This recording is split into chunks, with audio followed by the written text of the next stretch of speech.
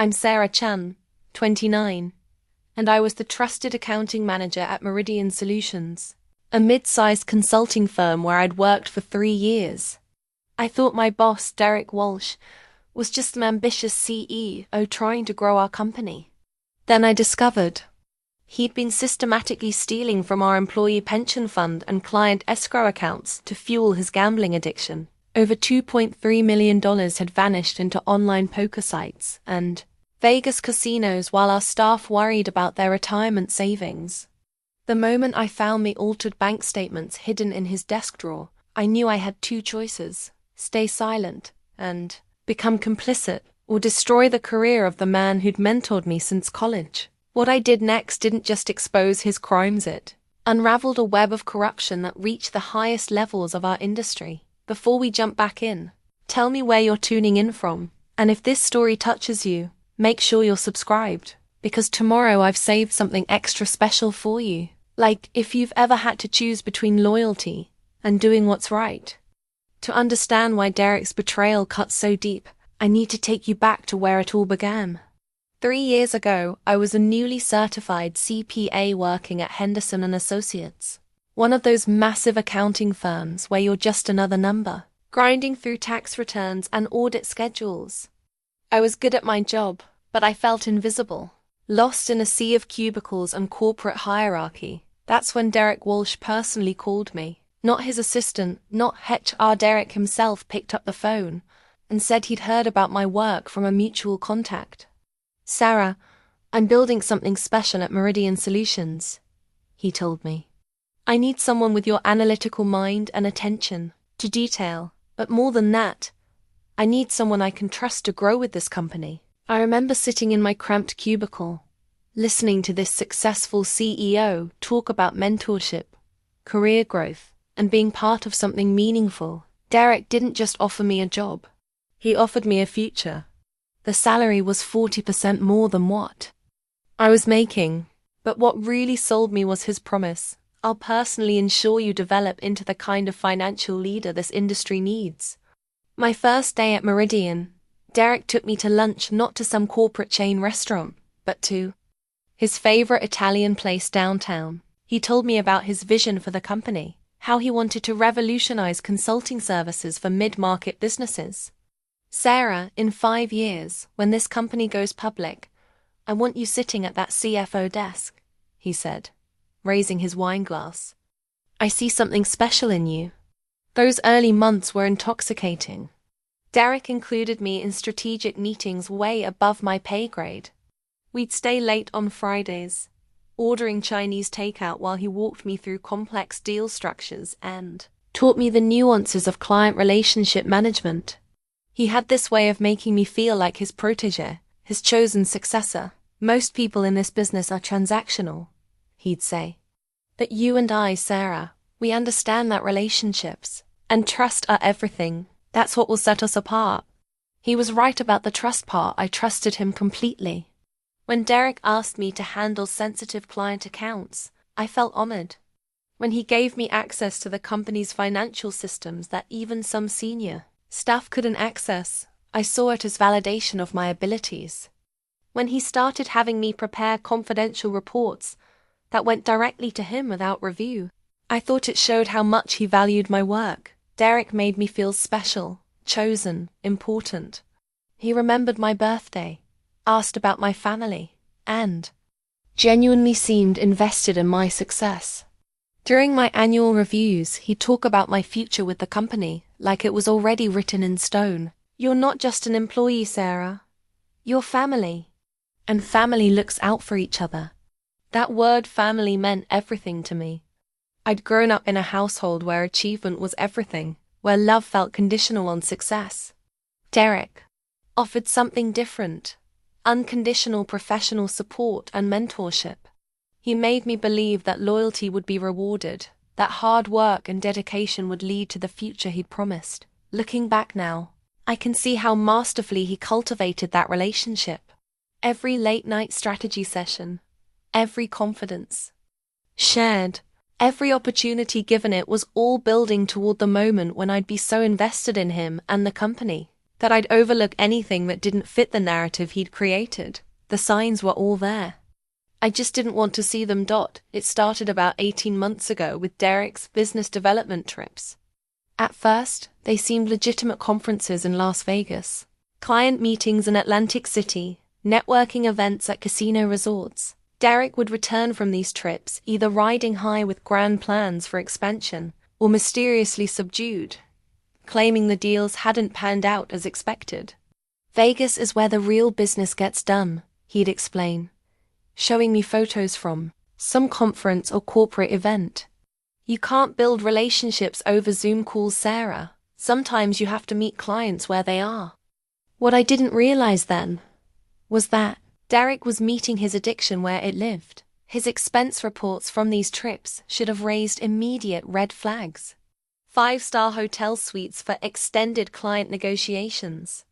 $1,000 dinners that somehow never resulted in signed contracts. Mysterious cash advances that he claimed were necessary for entertainment expenses that could never quite explain in detail.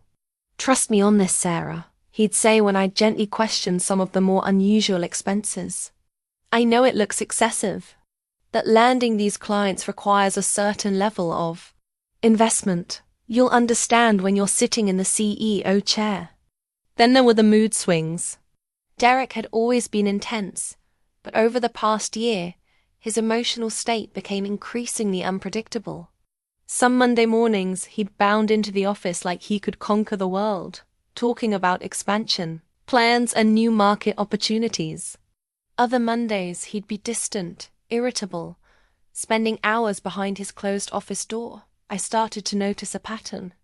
The euphoric Mondays usually followed his Vegas trips. The dark Mondays came after what he'd call disappointing business outcomes. I rationalized it as the normal stress of running a growing company. The ups and downs of client development, the cash flow problems began subtly. Derek started asking me to delay certain vendor payments by a few days, claiming we were waiting for a large client payment to clear. "Just some timing issues with the banks," he'd explain. "Nothing to worry about, but let's hold off on the office supply payment until Thursday." These delays became more frequent and longer. Derek would assure me that everything was fine, that growing companies always dealt with cash flow fluctuations. "This is normal, Sarah. You'll see once we close the Morrison deal. All these timing issues disappear." But the Morrison deal never closed. Neither did the Peterson contract or the Williams Group agreement. Derek always had explanations. The clients needed more time. The legal teams were being cautious. Market conditions required patience. I wanted to believe him because the alternative that something was fundamentally wrong was too scary to consider. The requests for expedited expense reimbursements became another red flag I ignored. Derek would submit receipts on Monday and ask for immediate payment, claiming he'd maxed out his credit cards covering client entertainment. "Sarah, I need this process today. The credit card companies don't understand that business development requires investment." I'd rush these payments through, proud that I could help solve Derek's temporary cash problems. I thought I was being a good employee, a loyal team member. I was actually enabling his addiction by providing quick access to cash that went straight to the poker tables. The most obvious sign was his behavior during our financial review meetings. Derek had always been engaged with the numbers, asking detailed questions about revenue patterns and expense categories. But over the past year, he seemed almost nervous during these discussions, eager to move through them quickly. "Looks good, Sarah. You've got everything under control," he'd say, barely glancing at reports that should have demanded his full attention. When I'd bring up concerning trends or unusual transactions, he'd dismiss them with vague explanations about strategic investments or development expenses. I told myself that Derek trusted me so completely that he didn't need to micromanage the financial details. The truth was that he couldn't bear to look too closely at the numbers, because they would reveal what he was doing. The final warning sign I missed was his increasing secrecy about certain client accounts. Derek had always been hands-on with major clients, but suddenly there were accounts he insisted on managing exclusively. These are high-maintenance relationships that require my personal attention. He'd explain when I'd offer to help with their financial administration. These special accounts always seem to have unusual payment schedules, irregular invoicing, and complex escrow arrangements that Derek handled personally. When I'd ask about their status or payment history, he'd give me just enough information to satisfy my curiosity without revealing the full picture. I should have pushed harder. I should have asked more questions. I should have demanded to see the complete records for these accounts. But Derek had spent 3 years building my trust, making me feel like family, convincing me that questioning him meant questioning the very foundation of our professional relationship. The saddest part is that even when the evidence was staring me in the face, I chose to believe Derek's explanations because the alternative meant accepting that everything I'd built my career on was a lie. The day everything changed started like any other Tuesday. Derek was in Sacramento meeting with potential clients, or so I thought. He'd asked me to pull some financial projections from his computer while he was away, something I'd done dozens of times before. He'd given me his login credentials months ago, another sign of the trust between us. Just grab the Henderson proposal from my desktop, he texted. Should be in the folder marked current bids. I sat down at Derek's desk, logged into his computer, and immediately noticed something strange. His browser had multiple tabs still open from the night before. That wasn't unusual. Derek often worked late and would leave research tabs open for the next day. But these weren't business websites. The first tab was PokerStars.com. The second was a site called BetOnline. The third was something called Vegas Casino Live Dealer. At first, I assumed these might be related to client entertainment. Maybe Derek was researching venues for the Morrison Group, who I knew had executives who enjoyed poker. But when I clicked on the PokerStars tab, I saw something that made my stomach drop. The screen showed an active account logged in under Derek's name, with a transaction history that told a horrifying story. The account activity showed sessions running from early morning through late night, almost every single day for the past 6 months. The numbers were staggering. On March 15th alone, Derek had lost $47,000 in online poker games. The very next day, he'd won back $23,000, only to lose $67,000 the day after that. The win-loss pattern showed the classic signs of a gambling addiction. Periods of massive losses followed by smaller wins that kept him hooked, always chasing the next big score. I scrolled through months of activity, my hands shaking as the scope of Derek's problem became clear. This wasn't occasional entertainment or client-related research. This was a full-blown addiction that consumed hours of every day. The timestamps showed Derek playing online poker during business hours, during client calls, during the board meetings where he was supposed to be focused on company strategy. But the most damning evidence was in his email. Derek's inbox contained hundreds of messages from casino hosts, online gambling sites, and what appeared to be loan sharks. Subject lines like, "Your credit line extension approved," "VIP invitation," "Private high-stakes room," and "Payment due, urgent response required," painted a picture of someone drowning in gambling debt. One email from a casino host in Las Vegas particularly caught my attention. "Derek, thanks for another great weekend with us. Your total play this visit was $340,000, which qualifies you for our highest tier of comps. I've arranged the penthouse suite for your next visit and cleared you for the $500,000 credit line you requested. See you next month." $340,000 in a single weekend. That was more than most of our employees made in 3 years. And this was just one weekend among many. I found correspondence with online lending platforms, payday, loan companies, and private lenders offering discreet financial solutions for high-net-worth individuals. Derek had apparently exhausted traditional borrowing options and moved into increasingly dangerous territory. The most chilling emails were from something called Premier Collection Services. The messages started politely enough, "Mr. Walsh, this is a friendly reminder that your payment of $180,000 is now 7 days past due. They gradually became more threatening. "Mr. Walsh, our patience has limitations. The people we represent expect timely payment of debts. We strongly encourage you to contact us within 24 hours to arrange payment." The final email in that chain, dated just 3 days ago, was brief and terrifying. "Mr. Walsh, you have 72 hours to produce the full amount owed plus penalties.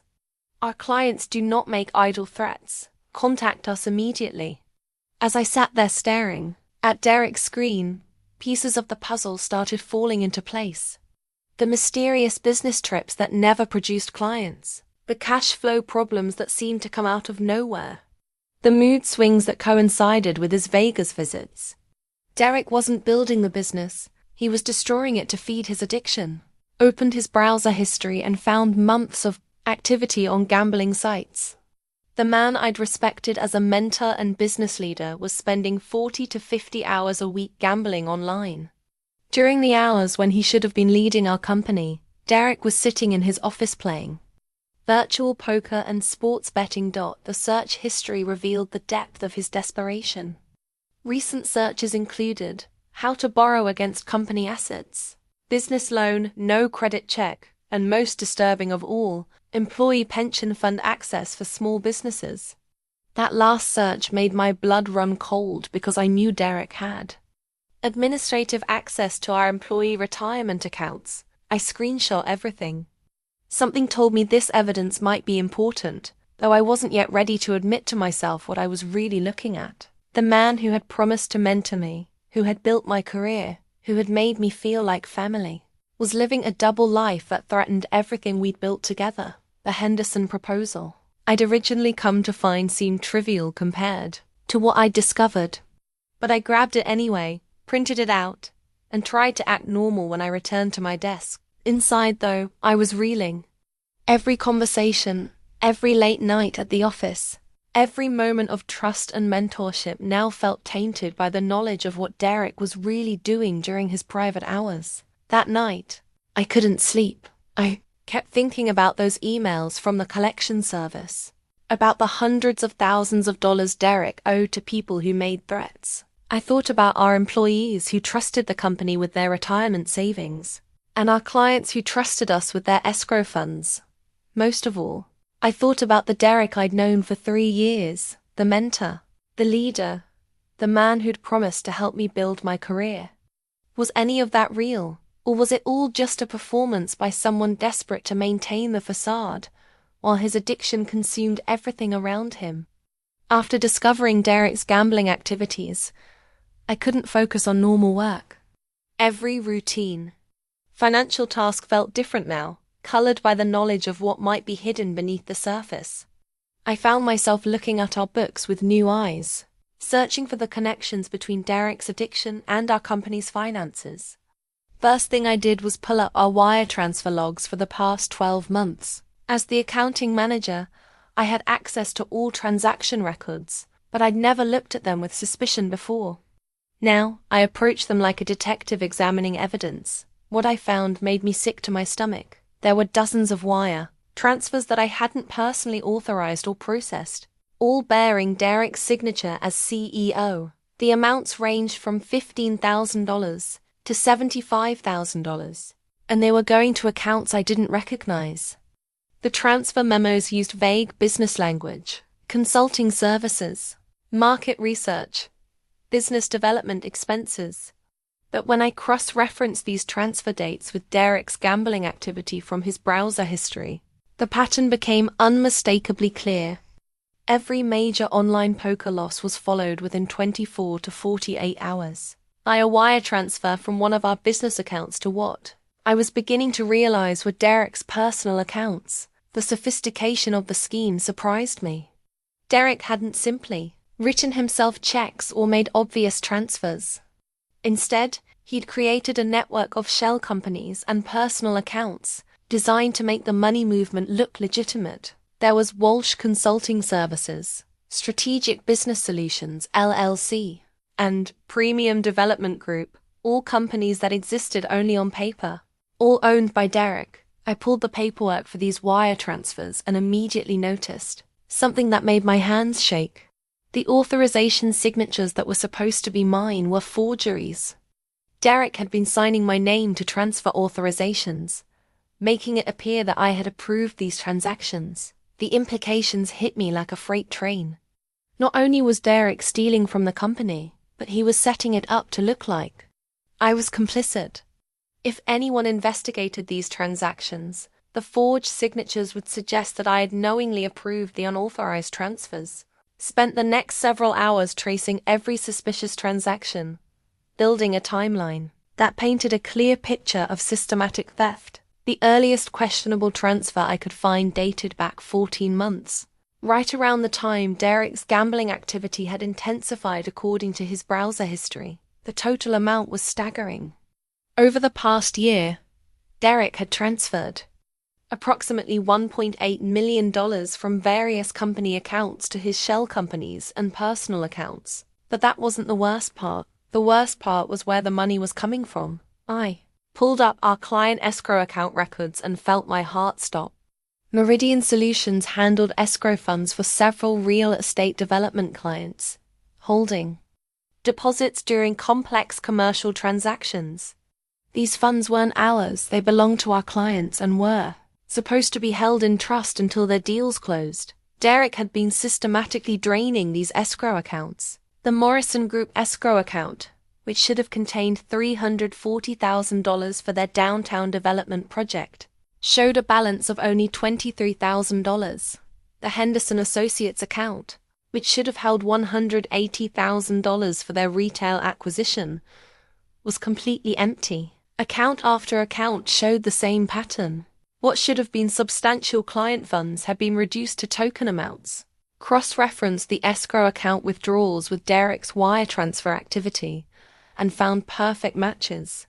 He'd been stealing client money to fund his gambling, then using forged authorization documents to make it appear that I had approved the transactions. The mechanism was diabolically simple. Derek would create a business need for the funds, temporary cash flow assistance, bridge financing for operations, short-term investment opportunity, and generate paperwork showing that the client had authorized the temporary use of their escrow funds. Then he'd forge my signature on the transfer authorization and move the money to his personal accounts. Of course, the clients had no idea their money was being used this way. They trusted that their funds were safely held in escrow while their deals progressed. Derek was counting on the fact that most of these transactions wouldn't close for months, giving him time to replace the money before anyone noticed it was missing. But he wasn't replacing the money. He was losing it as fast as he could steal it. I found email correspondence between Derek and several clients where he was frantically stalling their transactions. The legal review is taking longer than expected, he'd write to Morrison Group. Market conditions suggest we should wait another month before finalizing, he'd tell Henderson Associates. Derek was deliberately delaying client deals to buy time, hoping he could somehow win back the money he'd stolen before anyone demanded their escrow funds. The most heartbreaking discovery was in our employee benefits account. Meridian Solutions offered a company match 401k plan that was one of our best recruitment tools. Employees contributed a percentage of their salary, and the company matched up to 4%. Derek had administrative access to these accounts as CEO, which was normal for a company our size. What wasn't normal was what he'd done with that access. Over the past 8 months, Derek had been systematically withdrawing from the employee retirement accounts. He'd start by borrowing small amounts, $5,000 here, $10,000 there, always with internal documentation, claiming the funds were needed for temporary cash flow management and would be restored within 30 days. But the funds were never restored. Instead, Derek kept taking more. I pulled up the individual employee accounts and wanted to cry. Janet Morrison, our office manager who was planning to retire next year, should have had $127,000 in her 401k. Her actual balance was $31,000. Mike Chen, our senior consultant with 2 kids in college, should have had $89,000. His account showed $18,000. Every single employee account had been depleted. In total, Derek had stolen over $400,000 from our employees' retirement savings money that represented years of their hard work and sacrifice, money they were counting on for their futures. The cruelest part was that Derek had structured these withdrawals to avoid immediate detection. He'd manipulated the quarterly statements to show higher balances than actually existed, and he'd been intercepting the mail so employees wouldn't see the accurate statements. Our staff had no idea their retirement savings had been stolen. As I sat there surrounded by printouts and financial records, the full scope of Derek's betrayal became clear. This wasn't just gambling addiction or poor business decisions. This was calculated, systematic theft from clients who trusted us and employees who depended on us. The man I'd respected as a mentor had built his house of cards on the backs of people who believed in him. And he tried to make me an unwitting accomplice by forging my signature on documents that would have made me look guilty if the scheme was ever discovered. Derek had betrayed everyone, his employees, his clients, and me. But what hurt most was realizing that every moment of mentorship, every career opportunity, every gesture of trust had been tainted by his knowledge of what he was doing behind the scenes. I had enough evidence to destroy Derek's life and career.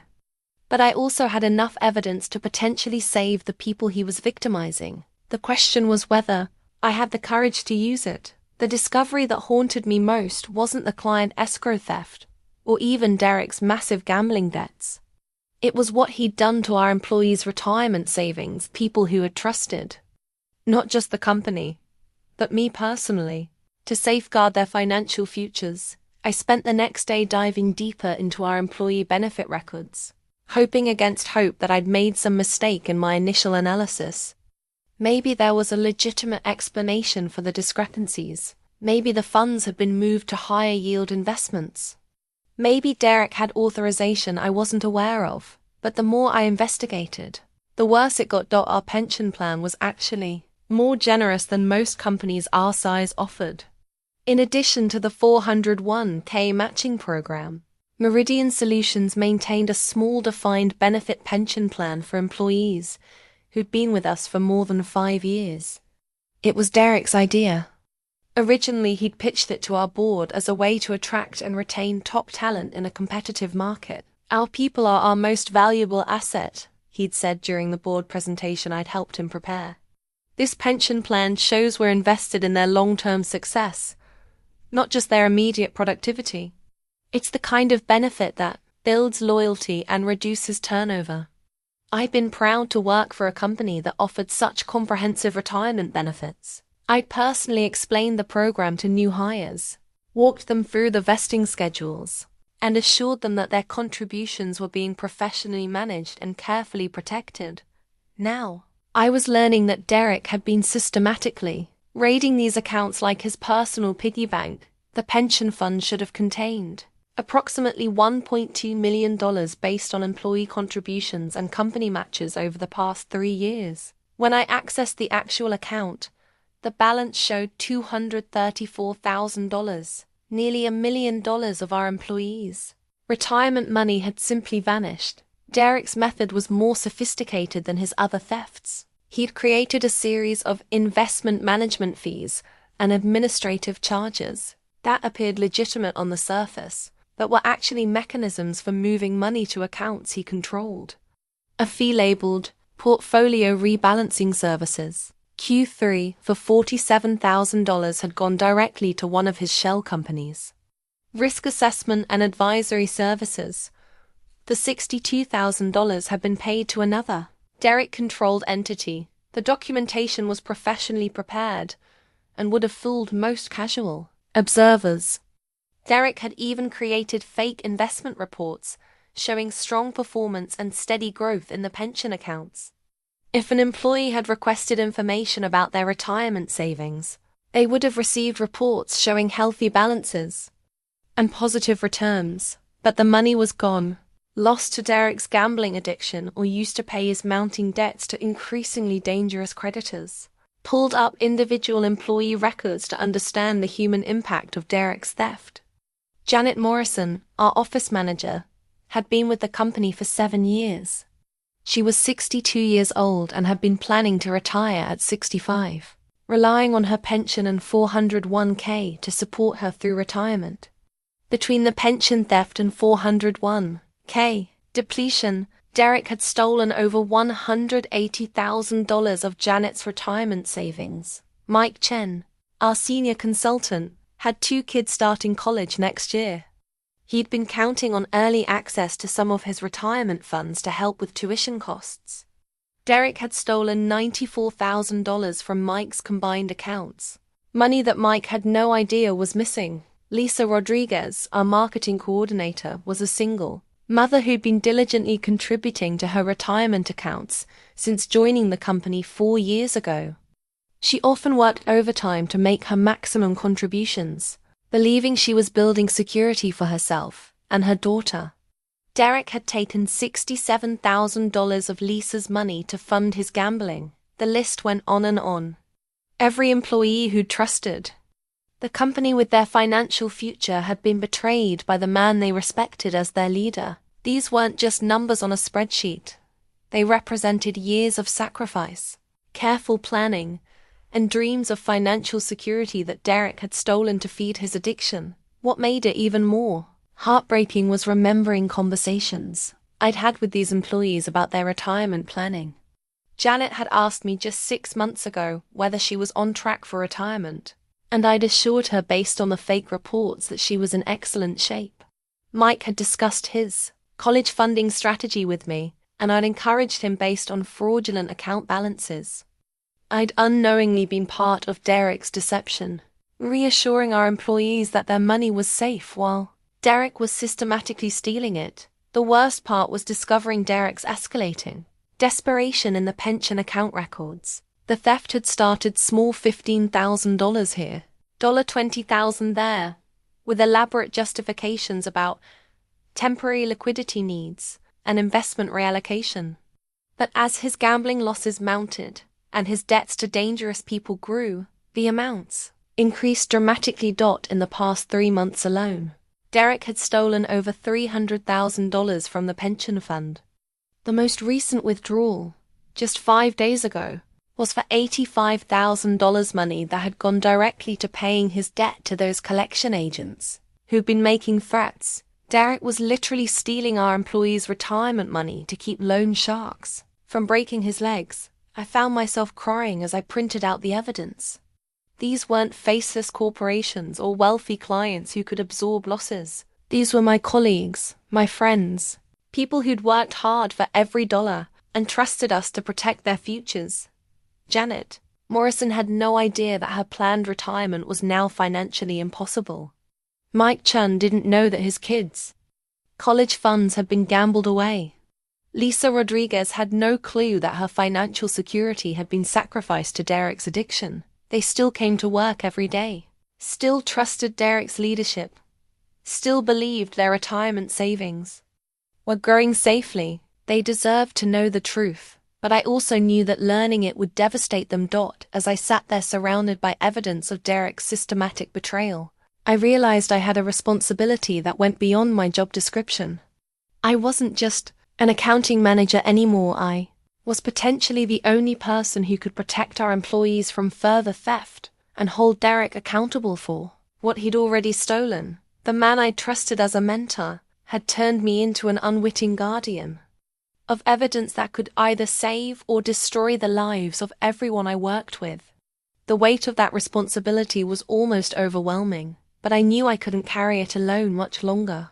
Derek's gambling debts were growing, his creditors were becoming more threatening, and our employee accounts were running out of money to steal. Something was going to break soon, and when it did, I needed to be ready to protect the people who'd been counting on me to keep their money safe. The more I learned about Derek's situation, the more I realized he wasn't just a thief. He was a man drowning in an addiction that had spiraled completely out of control. The evidence I found over the next few days painted a picture of someone who'd started with small bets and somehow found himself owing dangerous people life-changing amounts of money. Derek's desk drawers, which I'd searched while looking for additional financial documents, contained a disturbing collection of personal correspondence that revealed just how desperate his situation had become. Hidden beneath legitimate business files were letters from collection agencies, loan documents with predatory interest rates, and handwritten IOUs that made my blood run cold. One envelope, marked personal and confidential in Derek's handwriting, contained what appeared to be agreements with underground lenders, the kind of people who don't report to credit agencies and don't use legal means to collect debts. The terms were horrifying. $50,000 borrowed at 20% weekly interest, with penalties that escalated rapidly for late payments. The correspondence showed Derek's descent into increasingly dangerous territory. It started with mainstream banks and credit unions, progressed to online lending platforms, moved to payday loan companies, and finally ended up with what were clearly loan sharks operating outside the legal system. A letter from something called Westside Financial Solutions was particularly chilling. Mr. Walsh, our client base expects timely payment of obligations. Your account is now 30 days past due with accumulated interest and penalties totaling $180,000. Our associates will be contacting you directly to arrange payment. We strongly advise prompt resolution of this matter. Another letter from Premium Collection Services was even more direct. Derek, you know who we represent. You know what happens when people don't pay. You have 72 hours to produce $220,000. Or our representatives will visit your home and office to discuss alternative arrangements. Don't make this harder than it needs to be. But the most disturbing document was a handwritten note that appeared to be Derek's own attempt to calculate his total debts. The numbers were staggering.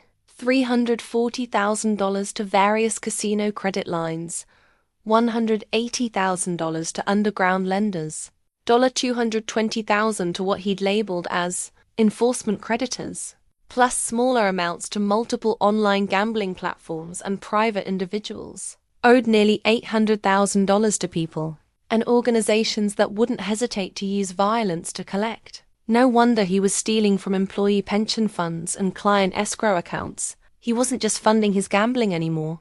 He was literally trying to stay alive. I found email exchanges between Derek and his gambling addiction counselor, confirming that he was at least aware he had a problem. Derek, we've discussed the importance of complete honesty about your debts and behavior, wrote Dr. Patricia Martinez. Recovery is impossible if you continue to minimize the scope of your gambling and the consequences it's created. I strongly encourage you to be honest with your family and employer about your situation before it becomes impossible to manage. Derek's response was heartbreaking. Dr. Martinez, I understand what you're saying, but I can't lose everything. If Sarah and the company find out what I've done, I'll lose my job, my reputation, everything I've worked for. I just need to win. Back enough to make everyone whole, and then I can get clean. I'm so close to a big score that will fix everything. That email was dated 3 weeks ago. Since then, according to his gambling history, Derek had lost another $120,000. The most tragic documents were Derek's attempts to rationalize his theft. He'd written himself what appeared to be promissory notes, promising to repay the company, and employee accounts with interest once his investment strategy paid off. He'd calculated elaborate scenarios where a big gambling win would allow him to restore all the stolen funds and even provide bonuses to affected employees. Derek had convinced himself that he wasn't really stealing, he was just borrowing against future winnings that were sure to come. It was the classic gambler's delusion, and it had cost our employees their retirement security and our clients their trust funds. I also found evidence that Derek's personal life was crumbling under the weight of his addiction. His wife had apparently discovered some of his gambling activity because there were printed emails between them that showed a marriage in crisis. Derek, I found the credit card statements, wrote his wife Jennifer. You promised me the gambling was under control. You promised that the $50,000 you lost last year was the end of it. How could you lie to me about something this important? Derek's response was full of promises he couldn't keep. Jenny, I know how this looks, but I have a system now. I'm being more careful, more strategic. The losses you found were from before I figured out the right approach. I'm actually up significantly over the past month. I just need you to trust me a little longer." That Derek wasn't up significantly. His gambling logs showed he'd lost $78,000. In the month following that email exchange with his wife, the personal correspondence revealed that Derek's addiction had isolated him from everyone who cared about him. His wife didn't trust him. His counselor was frustrated with his dishonesty, and his creditors were threatening violence. The only people who still believed in Derek were the employees and clients who didn't know what he was doing. Reading through Derek's personal documents, I felt a complex mix of emotions. Part of me was furious at his betrayal and the calculated way he'd stolen from people who trusted him. But another part of me felt genuine pity for someone who'd become so trapped by addiction that he was destroying everything and everyone around him. Derek wasn't evil, he was sick. But his sickness was causing real harm to real people who depended on him. His addiction had already cost our employees hundreds of thousands of dollars in retirement savings. His debts to dangerous people were escalating to the point where violence seemed inevitable. I realized that Derek was beyond the point where he could fix this himself.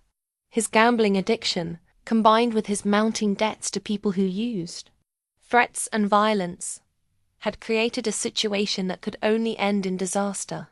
Either Derek would steal everything he could get his hands on and disappear, or his creditors would take matters into their own hands. Either way, our employees and clients would be left holding the bag for Derek's choices. Their financial security would be sacrificed to his addiction and his debts. That's when I knew I couldn't stay silent anymore. Derek's addiction might have made him a victim in some ways, but it had also made him a predator who was victimizing innocent people. My loyalty to Derek as a mentor couldn't override my responsibility to protect the people he was stealing from. The question was no longer whether Derek deserved compassion for his addiction. The question was whether I could live with myself if I let him continue destroying other people's lives to feed that addiction. That night, I lay awake staring at the ceiling, my mind racing through scenarios and consequences. Every path forward seemed to lead to devastation for someone I cared about. If I reported Derek, I'd destroy the career and life of the man who'd mentored me, and potentially send him to prison, while he was already facing threats from dangerous creditors. If I stayed silent, I'd be complicit in the ongoing theft from employees and clients who trusted me to protect their interests. I started keeping a journal to work through my thoughts, writing pages of analysis about what I should do and why. The entries from those sleepless nights reveal the internal torture I was experiencing. Day 3 since discovering the full scope of Derek's crimes. Can't eat, can't sleep, can't focus on normal work. How do I report someone who believed in me when no one else did? Derek gave me opportunities I never would have had anywhere else. He made me feel valued and important. But he's also stealing from Janet's retirement, from Mike's kids' college fund, from Lisa's future security. How can loyalty to one person justify betraying a dozen others? Day 5. Researched whistleblower protections today. The legal safeguards seem comprehensive, but the practical reality is that reporting Derek will end my career at Meridian and probably make me unemployable in our industry. No one wants to hire someone who turned in their boss, even if it was for legitimate reasons. I'll be seen as disloyal, untrustworthy. But what's the alternative? Let Derek steal everything until the company collapses. Day 7. Had lunch with Janet today. She mentioned how excited she is about retiring next year, how grateful she is for the company's retirement benefits. I wanted to scream. She has no idea that Derek has stolen most of her money. She's making plans based on financial security that no longer exists. How can I sit there nodding and smiling when I know her retirement dreams are built on lies? The hardest part was continuing to work normally while carrying this knowledge. Every interaction with Derek felt surreal. He'd discuss business strategy with me, ask for my input on client proposals, treat me like the trusted colleague I'd always been. Meanwhile, I knew he was forging my signature on theft documents and systematically stealing from our employees. Derek seems more stressed lately, I wrote in my journal. His phone rings constantly, and when he answers, his voice gets tight and defensive. I heard him telling someone yesterday that he just needed a few more days to get their money. He's running out of time with his creditors, which means he's probably going to steal even more from our accounts. How much longer can I let this continue? I researched Derek's background, trying to understand how someone I'd respected could do such things. His professional reputation in the industry was sterling. He built Meridian Solutions from nothing into a successful consulting firm. Clients praised his strategic thinking and ethical approach to business. Industry publications had featured him as an example of principled leadership. But addiction doesn't discriminate based on character or achievement. The Derek who'd mentored me and built a successful company was the same Derek who was now stealing from employees to pay gambling debts. Both versions were real, which made my decision even more agonizing. I considered confronting Derek directly, giving him a chance to fix the situation himself. Maybe if I told him I knew about the gambling and theft, he'd agree to get treatment and find a way to restore the stolen funds. Maybe there was still time to resolve this without destroying his life and career, but the evidence suggested Derek was too far gone for that approach to work. His debts were too large, his addiction too severe, his creditors too dangerous. Even if Derek wanted to make things right, he didn't have the resources or time to do it. The people he owed money to weren't going to wait for him to complete a recovery program. I also realized that confronting Derek would put me in personal danger. If he knew I'd discovered his crimes, he might take desperate action to protect himself. Someone who'd stolen $2.3 million and was facing threats from loan sharks might be capable of anything. Day 10. Talk to my sister Amy tonight about hypothetical ethical dilemmas. Didn't mention specifics, but asked her what she'd do if she discovered a trusted colleague was doing something harmful to innocent people. She said loyalty is important, but not when it enables harm to others. Sometimes being loyal to one person means being disloyal to everyone else they're hurting, she said. I think she's right, but knowing what's right and having the courage to do it are different things. The financial evidence continued to mount. Derek's gambling losses were accelerating, and so was his theft from company accounts.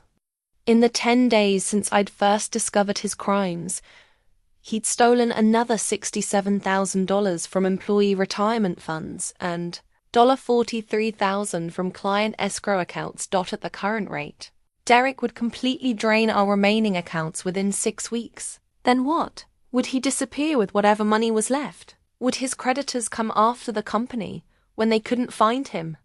Would our employees discover their retirement savings were gone when they tried to retire or access their funds for emergencies? I realized that my inaction was becoming a form of action. Every day I stayed silent was another day Derek could steal more money and put more people at risk. The longer I waited, the more damage would be done and the harder it would be to recover anything for the victims. Day 12. Decision made. I can't protect Derek anymore without betraying everyone else. He made his choices when he started gambling with other people's money. I didn't create this situation, but I can stop it from getting worse. Tomorrow I'm going to contact the FBI. Derek's addiction doesn't excuse his crimes, and my loyalty to him doesn't justify letting him destroy other people's lives. That night, I slept better than I had in 2 weeks. The decision was terrifying, but it was also liberating. I'd found clarity in the midst of an impossible situation. Derek had been like family to me, but family doesn't steal from each other or from innocent people. Real mentors don't use their protégés' loyalty to enable criminal behavior. I was about to betray someone who'd believed in me, but I was also about to protect a dozen people who'd believed in both of us. The choice was clear, even if it was heartbreaking. The next morning, I woke up with a sense of purpose I hadn't felt since discovering Derek's crimes. I knew what I had to do, and I was finally ready to do it. Once I'd made the decision to report Derek I knew I needed to be methodical and careful about building a comprehensive case. If I was going to destroy someone's life and career, I owed it to everyone involved: Derek, our employees, our clients, and myself, to make sure the evidence was complete, accurate, and professionally presented. I spent the next week creating what I came to think of as my evidence portfolio, working late into the night, and during Derek's frequent absences from the office, I systematically documented every aspect of his crimes. I organized the evidence into categories: gambling activity, forged documents, client escrow theft, employee, pension fraud, and personal financial documentation. For the gambling evidence, I took screenshots of Derek's browser history, printed his online poker account statements, and photographed the threatening letters from creditors. I created a timeline showing the correlation between his gambling losses and subsequent theft from company accounts. The pattern was so consistent it looked like a mathematical formula: major gambling loss followed by wire transfer from client or employee, accounts within 24 to 48 hours. The forged signature evidence was particularly damning. I collected every transfer, authorization bearing my forged signature, and compared them to samples of my actual signature on legitimate documents.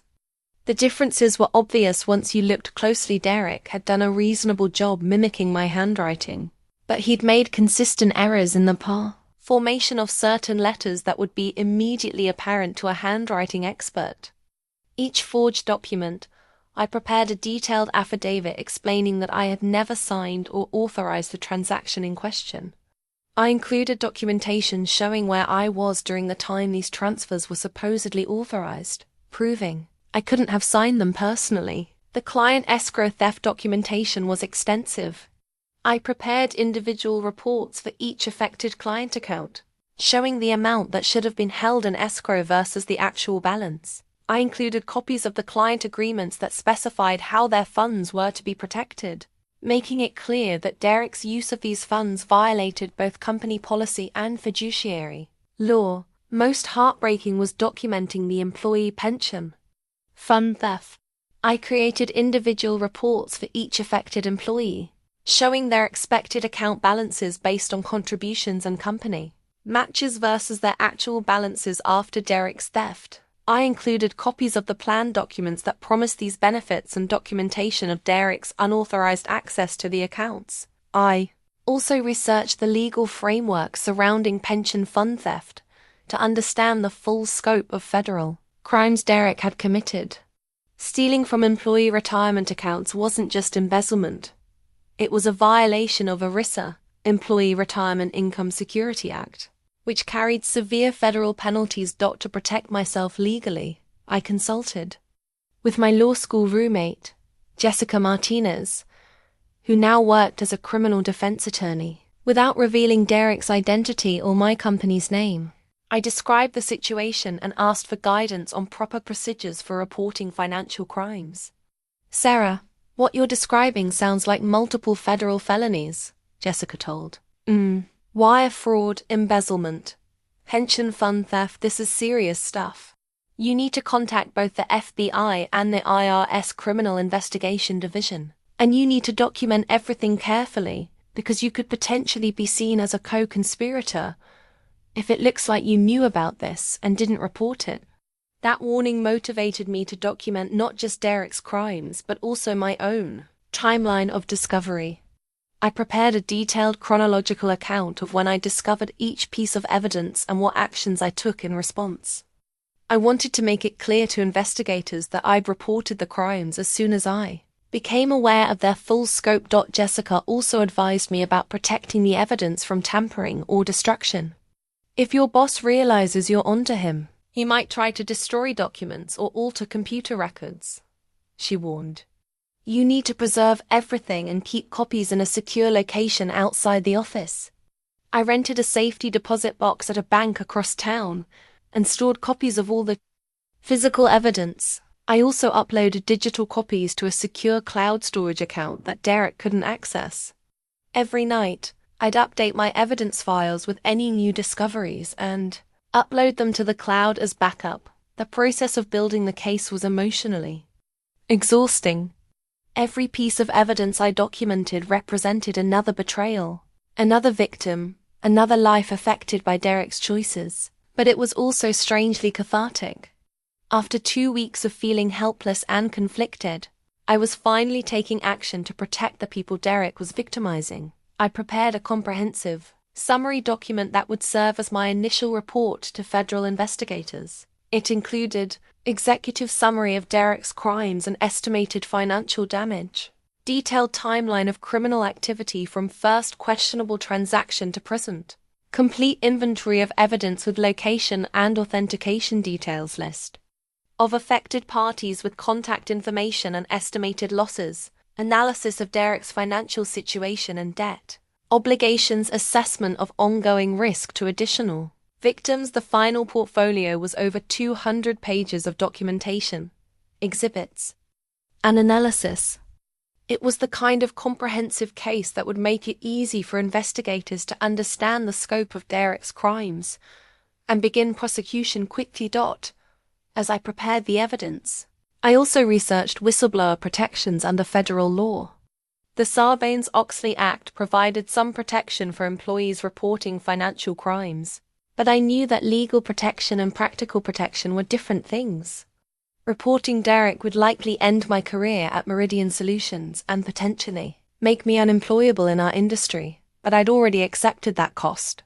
Some things were more important than career advancement or professional reputation. Derek had betrayed the trust of every person who worked for him, and continuing to enable that betrayal would make me complicit in his crimes. The night before I planned to contact the FBI, I wrote a final journal entry. Tomorrow I cross the point of no return. After tomorrow, Derek's fate will be in the hands of federal investigators and prosecutors. Part of me still feels sick about destroying the career of someone who believed in me. But a bigger part of me knows this is the only way to stop the ongoing harm to innocent people. Derek made his choices when he started stealing from employees and clients. I'm making mine by refusing to enable those choices any longer. I sealed the evidence portfolio in a folder marked confidential and placed it in my briefcase. In the morning, I would call the FBI and begin the process that would change everything for everyone involved. Derek's crimes would finally face consequences. Our employees and clients would have a chance at justice, and I would discover whether doing the right thing was worth the personal cost. For the first time in weeks, I felt proud of myself instead of ashamed. I was about to honor the values Derek had taught me about integrity and responsibility. Even though he'd abandoned those values himself, the morning I decided to call the FBI, I arrived at the office early to ensure I'd have privacy. Derek was supposedly important meeting with potential clients, which gave me the perfect opportunity to make the call without worrying about being overheard. I sat in my car in the parking lot for 20 minutes, staring at my phone with the FBI's financial crimes tip line number displayed on the screen. My hands were shaking, and I felt like I was about to jump off a cliff with no idea what was waiting at the bottom. Finally, I forced myself to press the call button. FBI Financial Crimes Division, this is Agent Martinez. How can I help you? The voice was professional but warm, which somehow made it easier to speak. Hi, my name is Sarah Chen, and I need to report financial crimes being committed by my employer, I said, surprised at how steady my voice sounded. I see. Can you give me a brief overview of what you've discovered? I took a deep breath and launched into the summary I'd rehearsed. My boss has been systematically stealing from client escrow accounts and employee retirement funds to cover gambling debts. I estimate the total theft at over $2.3 million. I have extensive documentation including forged signatures, wire transfer, records and evidence of his gambling activity. There was a pause. Then Agent Martinez's voice became more focused. Ms. Chen, those are serious allegations. How long has this activity been going on, and how did you discover it? I first discovered suspicious activity about 3 weeks ago when I found gambling websites on his computer. Since then, I've been investigating and documenting the full scope of the crimes. The theft appears to have been ongoing for approximately 14 months.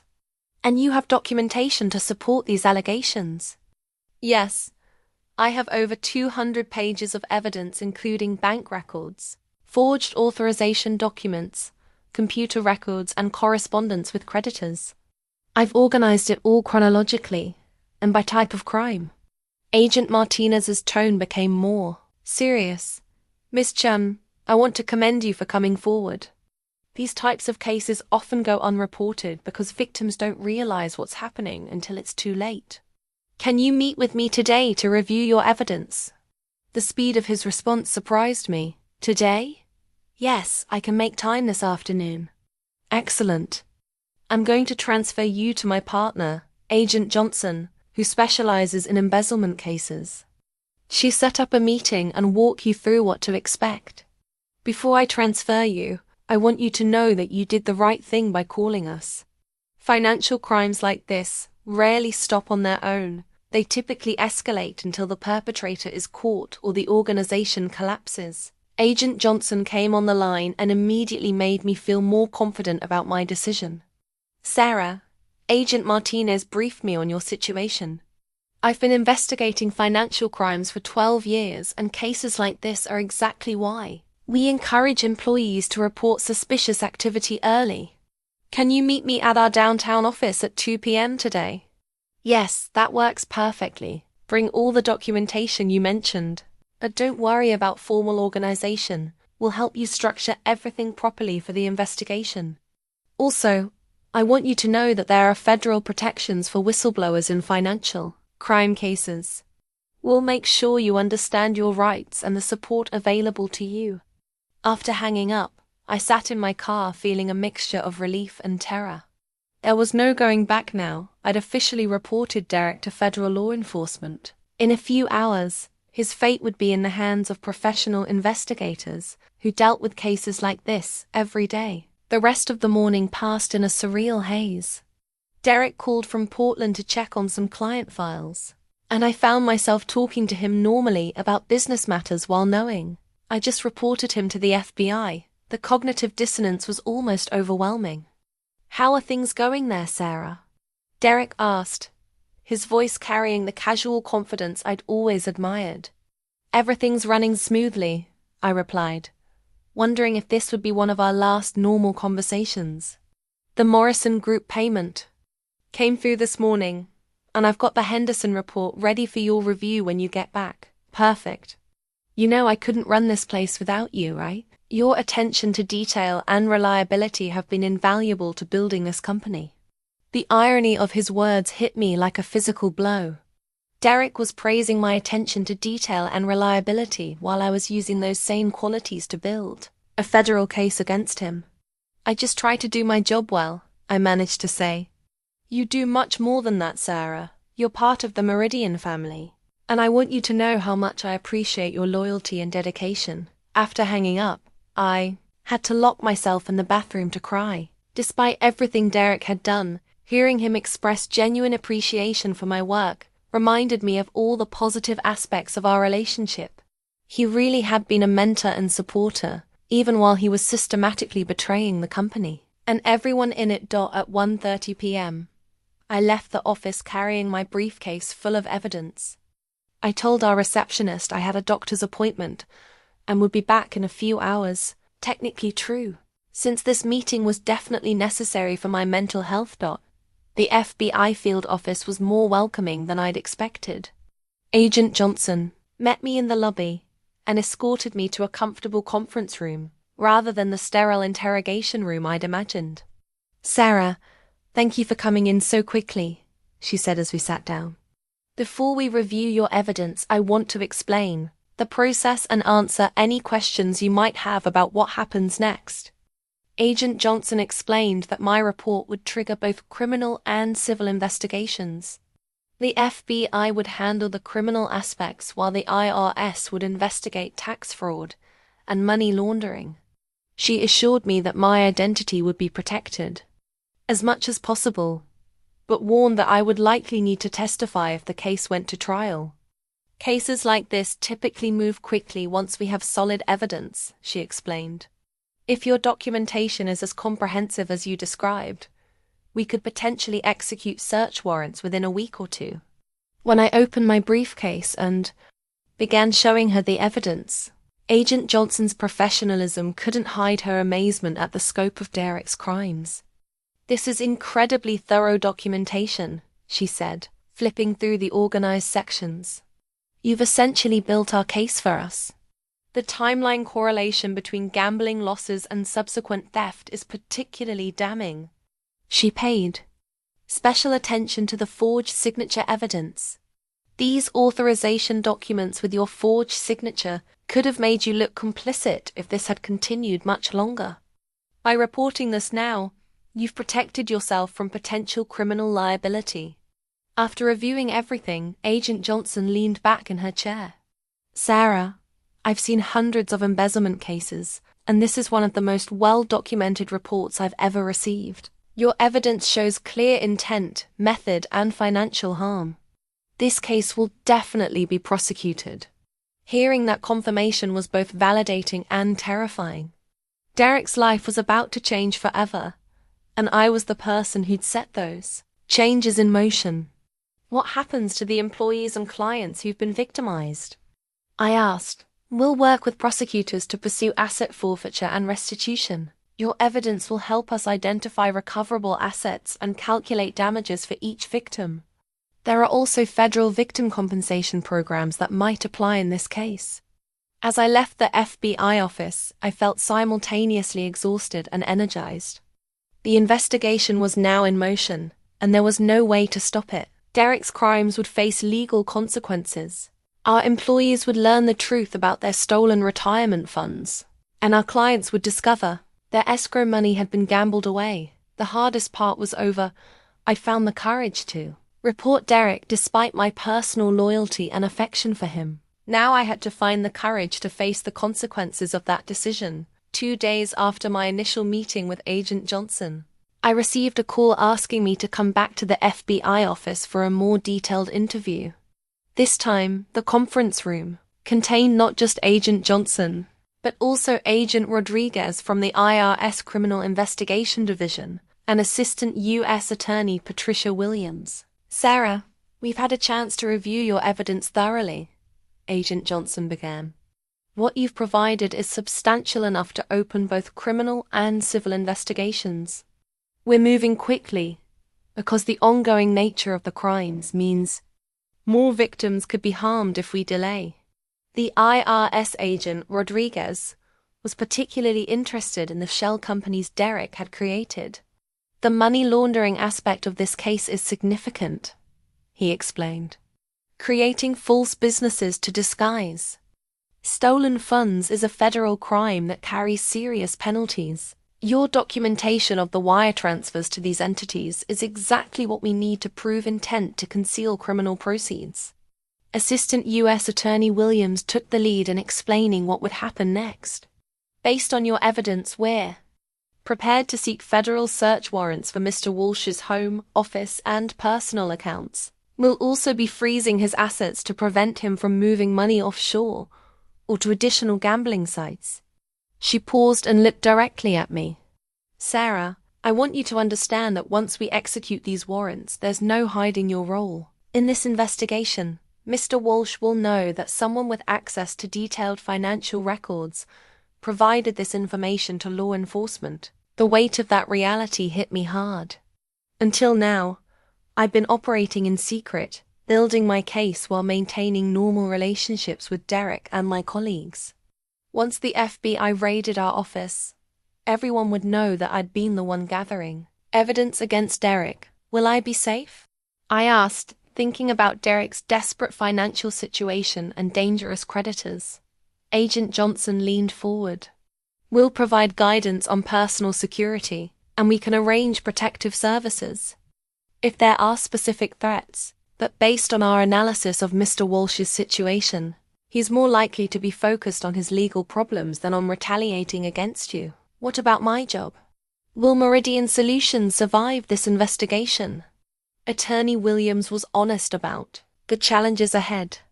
Companies don't usually survive this level of executive fraud, especially when client trust funds are involved. You should prepare for the possibility that Meridian Solutions will cease operations within the next few months. That news was devastating but not surprising. I'd known that reporting Derek would likely destroy the company we'd built together, but hearing it confirmed by federal prosecutors made it feel real and final. Over the next 2 hours, they walked me through my role as a witness in the criminal case. I would need to provide formal testimony about discovering the evidence, authenticating documents, and explaining the normal procedures Derek had violated. They assured me that victim services would provide support throughout the process. One more thing, Agent Johnson said as we wrapped up the meeting. We're going to need you to continue working normally for the next week while we prepare the search warrants. Don't change your behavior or give Mr. Walsh any reason to suspect what's happening. The idea of spending another week pretending everything was normal while federal agents prepared to arrest Derek seemed almost impossible. But I understood the necessity. If Derek suspected the investigation, he might destroy evidence or flee. Can you handle that, Sarah? Attorney Williams asked. I know it's difficult to maintain a normal relationship with someone you've reported for federal crimes, but it's crucial for the success of the prosecution. I nodded, though I wasn't sure how I'd manage it emotionally. The next week was the longest of my life. Derek returned from Portland in a good mood, excited about potential new clients and full of plans for company expansion. Listening to him discuss the future of Meridian Solutions, while knowing that federal agents were preparing to arrest him, was surreal and heartbreaking. Sarah, I've been thinking about your career development, Derek said during one of our morning meetings. You're ready for more responsibility, maybe a promotion to Chief Financial Officer, when we land these new contracts. You've earned it through your loyalty and excellent work. The irony was overwhelming. Derek was offering me the promotion I'd dreamed of, just as my reporting of his crimes was about to destroy both our careers. I tried to act normally, but my stress was showing. I found myself jumping every time my phone rang, wondering if it was Agent Johnson calling to tell me the raids were about to begin. I had trouble sleeping and lost my appetite completely. Derek noticed my behavior changes. You seem stressed lately, Sarah. Is everything okay? You know you can talk to me about anything. The caring concern in his voice was genuine, which made everything worse. Even while stealing from our employees and clients, Derek still maintained the mentorship relationship that had meant so much to me. He was still the person who'd believed in my potential and supported my career growth. Just some personal stuff I'm working through, I told him. Nothing that affects my work. Take some time off if you need it, Derek offered. The company runs smoothly because of the systems you've built. A few days away might help you recharge. His generosity and understanding made me feel even worse about what was coming. Derek was about to lose everything: his career, his reputation, his freedom, and he had no idea it was happening. On Friday afternoon, Agent Johnson called with an update. We'll be executing the search warrants Monday morning. The timing is designed to minimize disruption to your other employees and give us the best chance of preserving evidence. That weekend, I barely left my apartment. I knew it would be my last weekend of normalcy before everything changed. Once the FBI raided Meridian Solutions, my role as a whistleblower would be public knowledge. My colleagues would learn that I'd been secretly investigating Derek while working alongside them normally. Some would see me as a hero who protected their retirement savings. Others would see me as a traitor who destroyed the company and their jobs. Either way, my life at Meridian Solutions was over. Sunday night, I wrote what I expected might be my final journal entry about the situation. Tomorrow, Derek's world explodes. The federal investigation I triggered will destroy his career, probably send him to prison, and definitely end the company we built together. I know I did the right thing. Derek was stealing from people who trusted him, and that couldn't be allowed to continue. But knowing something is right doesn't make it feel good. I'm about to watch someone I care about face the consequences of choices that hurt innocent people. I'm proud of my courage in reporting him, but I'm also heartbroken that it came to this. Monday morning, I arrived at the office early, knowing it would be my last normal day at Meridian Solutions. Derek was already there, reviewing client proposals and planning the week ahead, completely unaware that federal agents were about to change his life forever. At 9:47 a.m., my phone buzzed with a text from Agent Johnson, warrants being executed. Now, stay calm and follow our instructions from last week. Through my office window, I could see 3 black SUVs pulling into our parking lot. Federal agents in FBI windbreakers were walking toward our building with boxes of equipment and official paperwork. Derek's life as he knew it was about to end, and I was the person who'd set those wheels in motion. The week between my second FBI meeting and the planned raid was psychological torture. Every morning, I had to walk into the office and pretend everything was normal while wearing a wire provided by federal agents. Every conversation with Derek was being recorded. Every document I accessed was potentially evidence. And every smile I forced was a betrayal of someone who trusted me completely. Agent Johnson had equipped me with a sophisticated recording device that looked like a normal pen. "We need you to try to get Mr. Walsh talking about the financial irregularities," she'd instructed. "Don't be obvious about it, but see if you can steer conversations toward the accounts and transactions we've identified." The ethical complexity of wearing a wire to record someone who considered me family was almost unbearable. But I reminded myself that Derek had forged my signature on criminal documents, potentially making me look complicit in his crimes. Every recording I made was protecting not just future victims, but myself. Derek made it easier than I'd expected. His stress level was clearly escalating as his creditors became more aggressive and his gambling losses mounted. He started confiding in me about cash flow challenges and asking my advice about creative financing solutions. "Sarah, hypothetically speaking," Derek said during one recorded conversation, "if a company needed to access client escrow funds temporarily for operational purposes, what would be the proper documentation procedure?" My blood ran cold, but I kept my voice steady. "Derek, client escrow funds can't legally be used for operational purposes under any circumstances. Those funds have to remain segregated and untouched until the client's transaction closes." "Right, of course," Derek backtracked quickly. "I was just thinking about some unusual client requests we might encounter. Always better to understand the rules completely."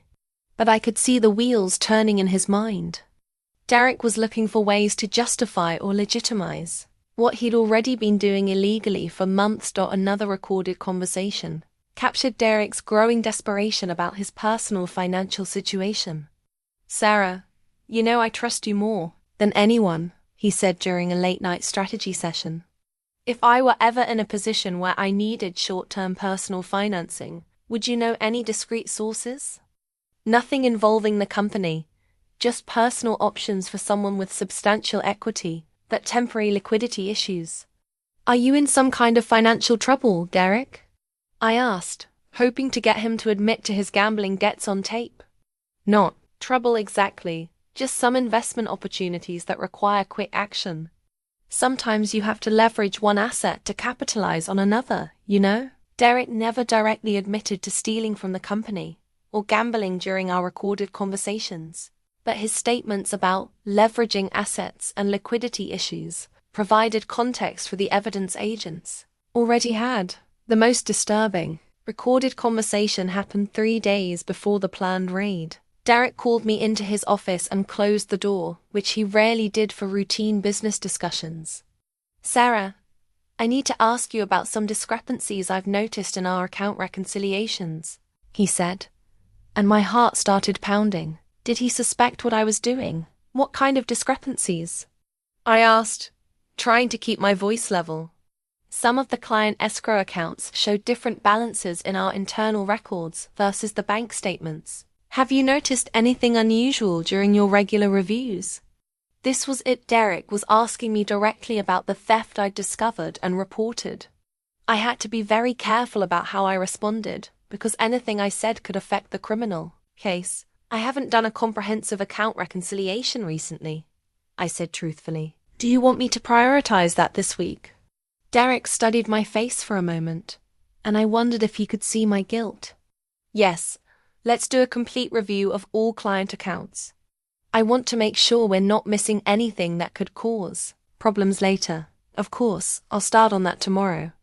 After I left Derek's office, I immediately called Agent Johnson from my car.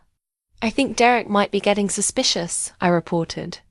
He's asking me to do account reconciliations that will reveal the missing money. Don't worry, Agent Johnson assured me. We're executing the warrants Monday morning anyway. Just continue acting normally and don't do anything that might alert him to our investigation. That weekend was the most stressful of my life.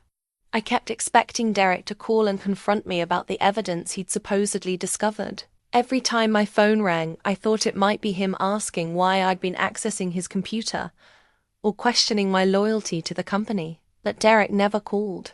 Instead, he sent me a text Sunday evening. Sarah, thanks for being such a reliable partner in building this company. Whatever challenges we face, I know we'll handle them together. See you Monday morning. Reading that text made me cry. Derek still trusted me completely, still saw me as his loyal protege and business partner. He had no idea that I'd spent 3 weeks building a federal case against him, or that Monday morning would bring FBI agents to arrest him. The worst part was that Derek's trust wasn't entirely misplaced. I did care about him deeply.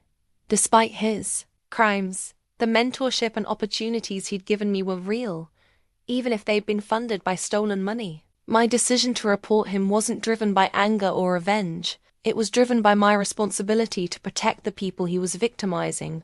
Monday morning, I arrived at the office early and sat at my desk, trying to act normal while knowing that federal agents were preparing to raid our building.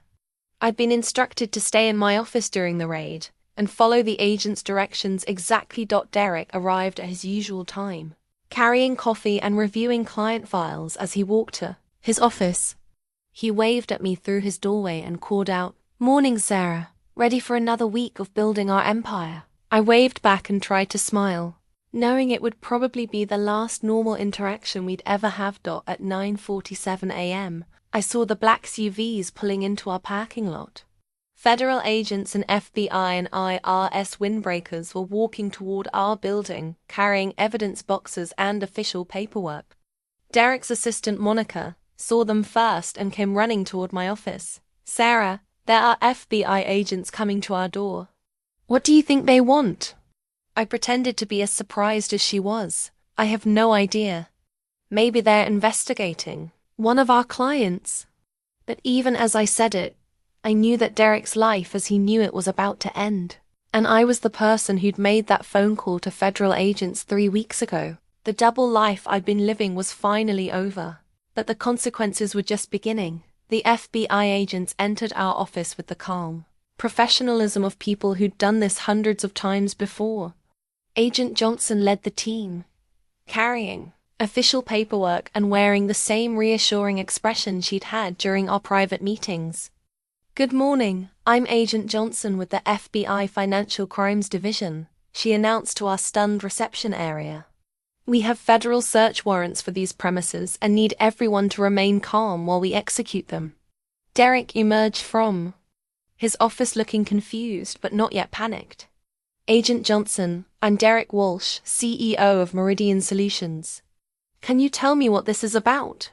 "Mr. Walsh, we have warrants to search your office, computer systems, and financial records in connection with an ongoing federal investigation. Please step away from your desk and allow our agents to secure the area." I watched Derek's face as the reality of the situation began to sink in.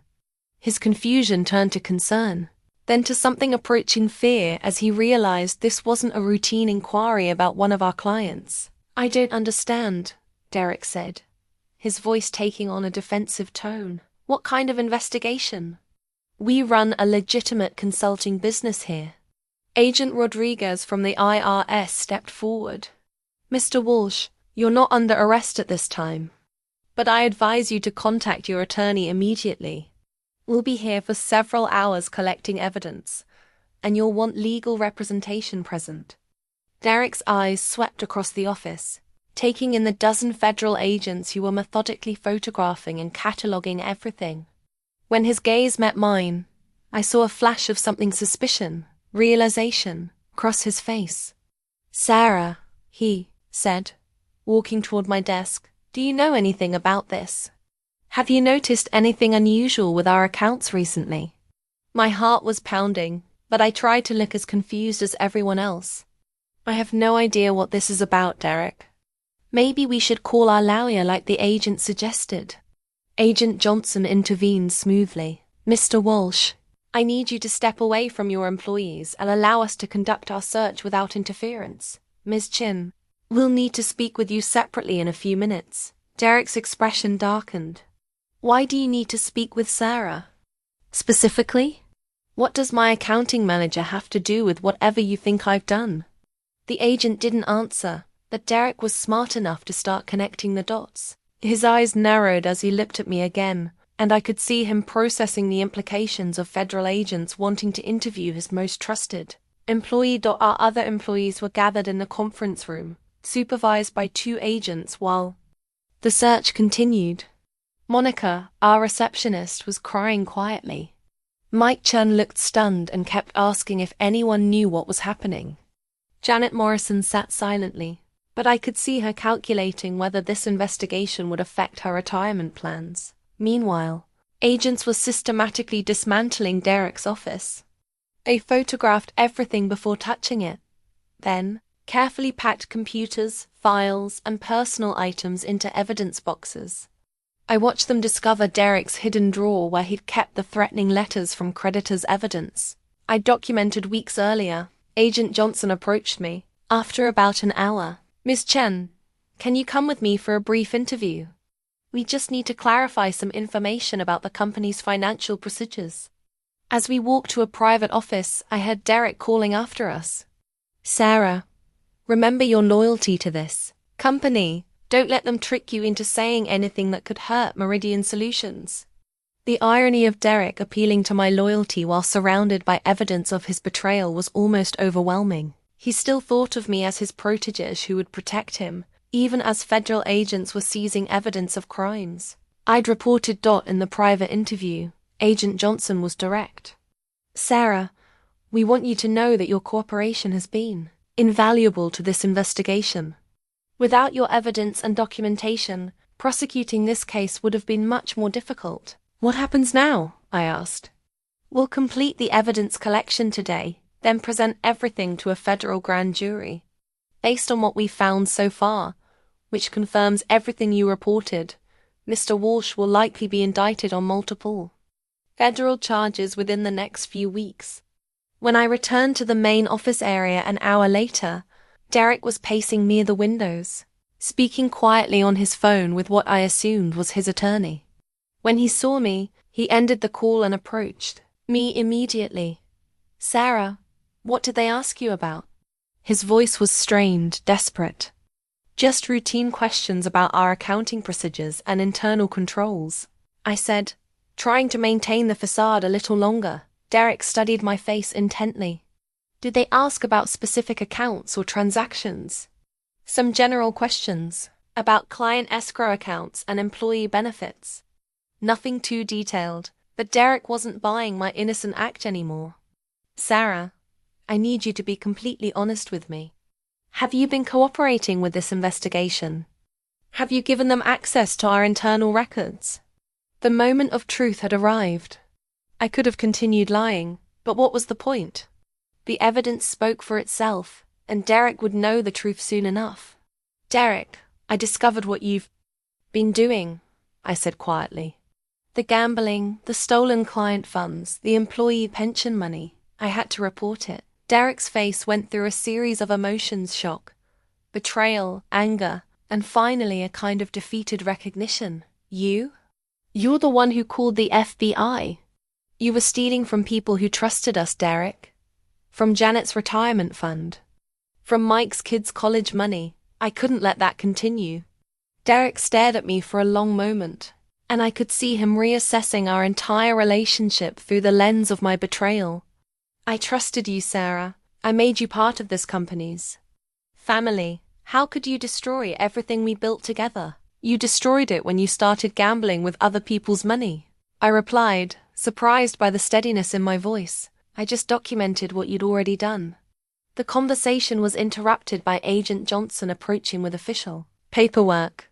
Mr. Walsh, based on our preliminary review of evidence, we're placing you under arrest for wire fraud, embezzlement, and violations of federal pension protection laws. As they read Derek his rights and placed him in handcuffs, he kept staring at me with a mixture of hurt and disbelief. Sarah, how could you do this to me? After everything I've done for your career? After everything you've done to our employees?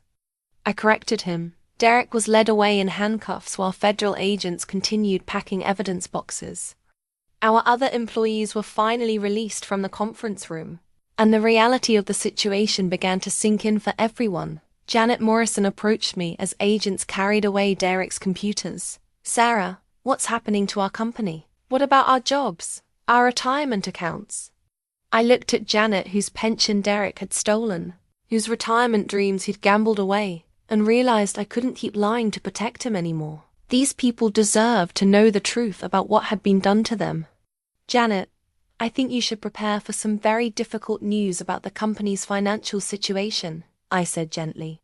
The FBI is investigating serious financial crimes, and it's going to affect everyone who works here. As federal agents finished their search and departed with boxes of evidence, our small office felt empty and violated. Derek was gone, probably never to return. Our computers had been seized. Our files had been photographed and catalogued. The company we'd all worked so hard to build was effectively finished, but Derek's victims would finally learn the truth about what had been done to them, and there would be a chance for justice and potentially some financial recovery. It wasn't the ending any of us had imagined for Meridian Solutions, but it was the ending Derek's choices had made inevitable. Derek's formal arrest came 3 days after the FBI raid, but the federal indictment wasn't unsealed until the following week. When it was, the scope of the charges shocked even me. Despite having provided much of the evidence that led to them, the indictment contained 47 separate federal counts, 23 counts of wire fraud, 12 counts of embezzlement, 8 counts of money laundering, and 4 counts of violating the Employee Retirement Income Security Act, ERISA. Each count carried potential prison sentences that could total over 200 years if served consecutively. Agent Johnson called me the morning the indictment was announced. Sarah, the prosecutor wants to meet with you about your testimony before the grand jury and at trial. Are you prepared for what's ahead? I wasn't sure anyone could be prepared for watching someone they'd cared about face life-destroying federal charges, but I knew I was committed to seeing this through. Yes, I'm ready to do whatever is necessary. The media attention started immediately. Local news stations picked up the story of a respected business leader accused of massive embezzlement, and our industry publications were quick to report on what they called one of the largest small business fraud cases in recent memory. The headline in the Business Journal read, "Meridian Solutions CEO charged with $2.3 million embezzlement scheme." The article included quotes from federal prosecutors, describing Derek as someone who systematically betrayed the trust of employees and clients to fund a gambling addiction that consumed his judgment and moral compass. Reading those words about someone I'd known as a mentor and friend was surreal. The media portrayal of Derek as a calculating criminal didn't match the person I'd worked with for 3 years, but it accurately described the person whose crimes I documented. Derek's first court appearance was a bail hearing that I attended as a witness. Seeing him in an orange jumpsuit and shackles was one of the most difficult moments of the entire ordeal. This was the man who'd recruited me personally, who'd promised to mentor my career, who'd made me feel like family, his attorney, a high-priced criminal defense lawyer from downtown, argued for reasonable bail based on Derek's community ties and lack of prior criminal history. Your Honor, Mr. Walsh is a respected business leader who has contributed significantly to our local economy. He has no history of violence and poses no flight risk. But Assistant U.S. Attorney Williams painted a different picture. Your Honor, the defendant has access to offshore accounts and has demonstrated a willingness to steal large amounts of money to satisfy his gambling addiction. He owes substantial sums to dangerous creditors who have made threats against his life. These factors make him both a flight risk and a danger to himself. The prosecutor also revealed something I hadn't known. Derek had been attempting to obtain a passport renewal in the weeks before his arrest, suggesting he might have been planning to flee the country. The judge set bail at $500,000, secured by Derek's home and other assets that hadn't been frozen by the government. Derek's wife, Jennifer, was in the courtroom, and I could see her struggling with the public humiliation of her husband's arrest and the financial devastation his crimes had caused their family. After the hearing, Derek's attorney approached me in the hallway. "Ms. Chen, I understand you're cooperating with the prosecution in this case. I want you to know that Mr. Walsh still considers you a valued employee and hopes you'll consider the broader context of his actions. The suggestion that I should show mercy because of Derek's gambling addiction angered me more than I'd expected. His addiction doesn't excuse stealing from our employees' retirement funds," I replied firmly. "Of course not," the attorney backtracked. "I'm simply asking you to remember the Derek Walsh who mentored your career and supported your professional growth." But that's exactly what I was remembering, the Derek who taught me about integrity and ethical business practices while secretly stealing from the people who trusted him most. The announcement of Derek's arrest had immediate consequences for our remaining employees. Within 48 hours of the indictment being unsealed, we received notice that Meridian Solutions' business license was being suspended pending the outcome of the criminal case. Our remaining clients terminated their contracts, unwilling to be associated with a company under federal investigation. Janet Morrison came to my apartment that weekend, crying about her destroyed retirement plans. "Sarah, they're saying Derek stole most of our pension money. Is that true? Am I going to have to work until I die?" I'd been dreading this conversation but knew Janet deserved honesty. "Janet, it's true. Derek took most of the money from our retirement accounts to cover his gambling debts. The FBI is working to recover what they can, but you're going to need to make new financial plans." Janet's reaction was heartbreaking but not surprising. How could he do this to us? We trusted him with our futures. I worked overtime for years to maximize my retirement contributions, and now you're telling me that money is just gone. I'm sorry, Janet. I know this is devastating. That there might be some recovery through asset forfeiture and victim compensation programs. Some recovery. Sarah, I'm 62 years old with maybe $30,000 left in retirement savings, instead of the $180,000 I thought I had. Some recovery isn't going to fix my life. Similar conversations happened with all our affected employees over the following weeks. Mike Chen was furious about his kids' college funds being stolen. Lisa Rodriguez was devastated about losing her financial security as a single mother. Every person Derek had victimized reacted with the same mixture of anger, betrayal, and fear about their financial futures. The hardest part was that many of them initially directed some of their anger toward me. "Why didn't you discover this sooner?" Mike demanded. "You're the accounting manager. Wasn't it your job to prevent this?" I understood their anger, but it was painful to be blamed for Derek's crimes when I was the person who'd ultimately exposed them. I reported Derek as soon as I discovered what he was doing, I explained repeatedly. If I hadn't come forward, he would have continued stealing until there was nothing left. Some employees eventually understood that I protected them from even greater losses. Others never forgave me for not discovering Derek's crimes earlier, or for my role in bringing down the company. Derek's arrest also triggered investigations by our clients whose escrow funds had been stolen. The Morrison Group hired forensic accountants to trace their missing $340,000. Henderson Associates filed a civil lawsuit against both Derek personally and Meridian Solutions as a company, seeking recovery of their $180,000 plus damages. Client investigation revealed the same pattern. Derek had systematically stolen their trust funds to cover gambling debts. and used forged authorization documents to make the theft appear legitimate. The sophisticated nature of his crimes suggested this hadn't been impulsive behavior driven by addiction, but calculated criminal activity designed to avoid detection.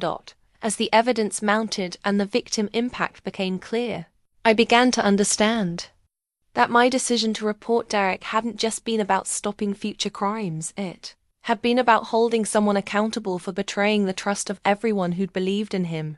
Derek had taught me about integrity and ethical leadership, while demonstrating the exact opposite through his actions. The man I'd admired as a mentor had been living a lie that devastated everyone who trusted him. Watching him face the consequences of his choices was painful but necessary. The employees whose retirement he'd stolen deserved justice. The clients whose trust funds he'd gambled away deserved accountability. And I deserved to know that my courage in reporting him had protected others from even greater harm. The victim impact phase of Derek's case was when the true human cost of his crimes became undeniably clear. Federal prosecutors arranged for each affected employee and client to provide detailed statements about how Derek's theft had damaged their lives. And reading those statements was one of the most heartbreaking experiences of the entire ordeal. Janet Morrison's victim impact statement was particularly devastating. I am 62 years old and have worked for Meridian Solutions for 7 years, always believing my retirement savings were safe and growing. I discover now that Derek Walsh stole $147,000 from my pension and 401k accounts to pay his gambling debts. This money represented 30 years of careful saving and sacrifice. I had planned to retire at 65, but now I will have to work until I'm at least 70, assuming I can find employment at that age. Mr. Walsh didn't just steal my money. He stole my golden years and forced me to completely rebuild my life at an age when that should be impossible. Mike Chen's statement focused on the impact to his family. Derek Walsh stole $94,000 from my retirement accounts, money I was counting on to help pay for my children's college education. My daughter starts college next year, and my son the year after. Because of Mr. Walsh's crimes, my kids will now graduate with massive student loan debt, instead of the financial support I worked years to provide them.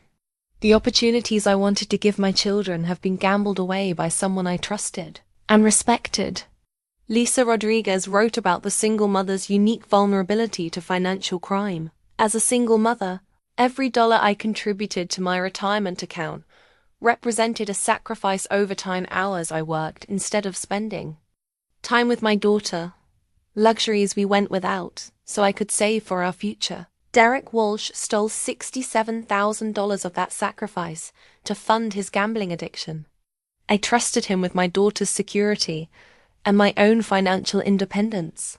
Now I face the prospect of working into my 70s with no guarantee of financial stability. Mr. Walsh's addiction cost him money and freedom, but it cost me and my daughter our future. The client-victim statements were equally compelling.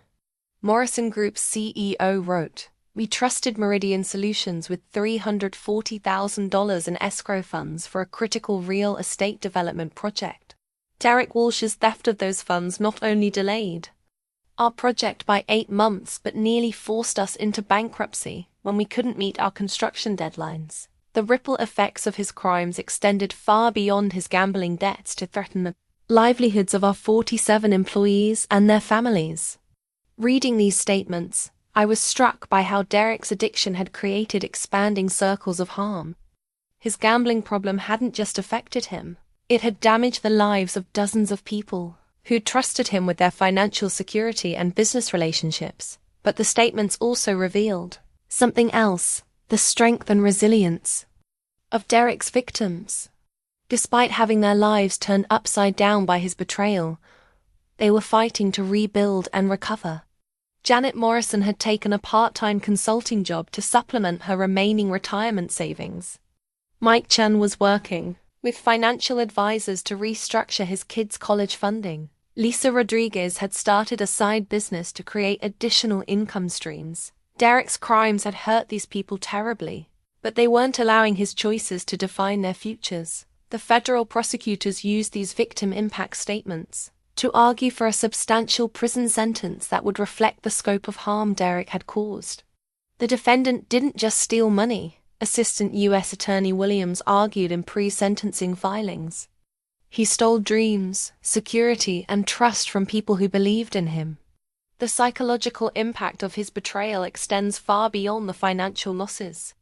Derek's defense team tried to argue for leniency based on his gambling addiction and lack of prior criminal history. They submitted psychological evaluations showing that Derek suffered from severe gambling disorder and had been attending Gamblers Anonymous meetings since his arrest. Mr. Walsh is a sick man whose addiction led him to make terrible choices, his attorney argued. He deeply regrets the harm he's caused and is committed to making amends through restitution and continued treatment for his addiction. But the prosecution countered that Derek's addiction didn't excuse the sophisticated nature of his crimes. This wasn't impulsive behavior driven by addiction, Williams argued. The defendant created shell companies, forged signatures, and maintained elaborate deceptions over more than a year. These were calculated criminal acts designed to avoid detection while he systematically stole from vulnerable victims. I was asked to provide my own victim impact statement, focusing on how Derek's crimes had affected me professionally and personally. Writing it forced me to confront emotions I've been avoiding since the investigation began. Derek Walsh was my mentor, someone I looked up to professionally and personally. He taught me about integrity, ethical leadership, and the importance of putting people first in business decisions. Discovering that he was systematically stealing from our employees and clients while teaching me these values was one of the most devastating experiences of my professional life. His crimes didn't just steal money, they stole my trust in mentorship, relationships, and forced me to question everything I'd learned about business ethics. The hardest part is knowing that every opportunity he gave me, every lesson he taught me, was funded by money stolen from people who trusted him. I reported his crimes because it was the right thing to do, but that doesn't make it any less painful to watch someone I cared about face the consequences of choices that hurt so many innocent people. As the sentencing phase approached, Derek's defense team made one final attempt to reduce his punishment by highlighting his cooperation with asset recovery efforts. Derek had provided information about hidden accounts and assets that helped federal investigators recover approximately $400,000 for victim compensation, but even Derek's cooperation couldn't offset the severity of his crimes or the extensive harm he'd caused. The federal sentencing guidelines called for 15 to 20 years in prison, based on the amount stolen and the number of victims affected. During this time, I also learned more about Derek's personal situation. His wife Jennifer had filed for divorce and was fighting to keep their family home from being seized for victim restitution. Their 2 teenage children were dealing with the social stigma of their fathers, criminal conviction, and the family's financial collapse. Derek's addiction had destroyed not just his victims' lives, but his own family's future. His children would grow up with the burden of their father's criminal legacy, and his wife would have to rebuild her life after decades of marriage to someone she thought she could trust. The scope of destruction caused by Derek's gambling addiction was staggering. 24 employees had lost retirement savings. Multiple clients had suffered business disruptions and financial losses. Derek's own family had been financially and emotionally devastated. The company we'd all worked to build had been destroyed. All of this damage stemmed from one person's inability to control an addiction that had spiraled into systematic criminal behavior. Derek's story was a powerful illustration of how unchecked addiction doesn't just harm the addict, it creates expanding waves of destruction that affect everyone in their orbit. As I prepared to testify at Derek's sentencing hearing, I reflected on the complexity of the situation. Derek deserved punishment for his crimes and accountability to his victims, but he also deserved compassion as someone whose addiction had led him to destroy everything he'd worked to build. The challenge for the justice system was balancing those competing needs, while ensuring that Derek's victims received some measure of justice for the harm he'd caused them. Derek's trial began on a cold Tuesday morning in February. nearly 8 months after I'd first discovered his gambling websites on his computer. Walking into the federal courthouse as the prosecution's star witness was one of the most intimidating experiences of my life, but I was determined to see this through to the end. The courtroom was packed with Derek's victims, federal agents, reporters, and Derek's family members.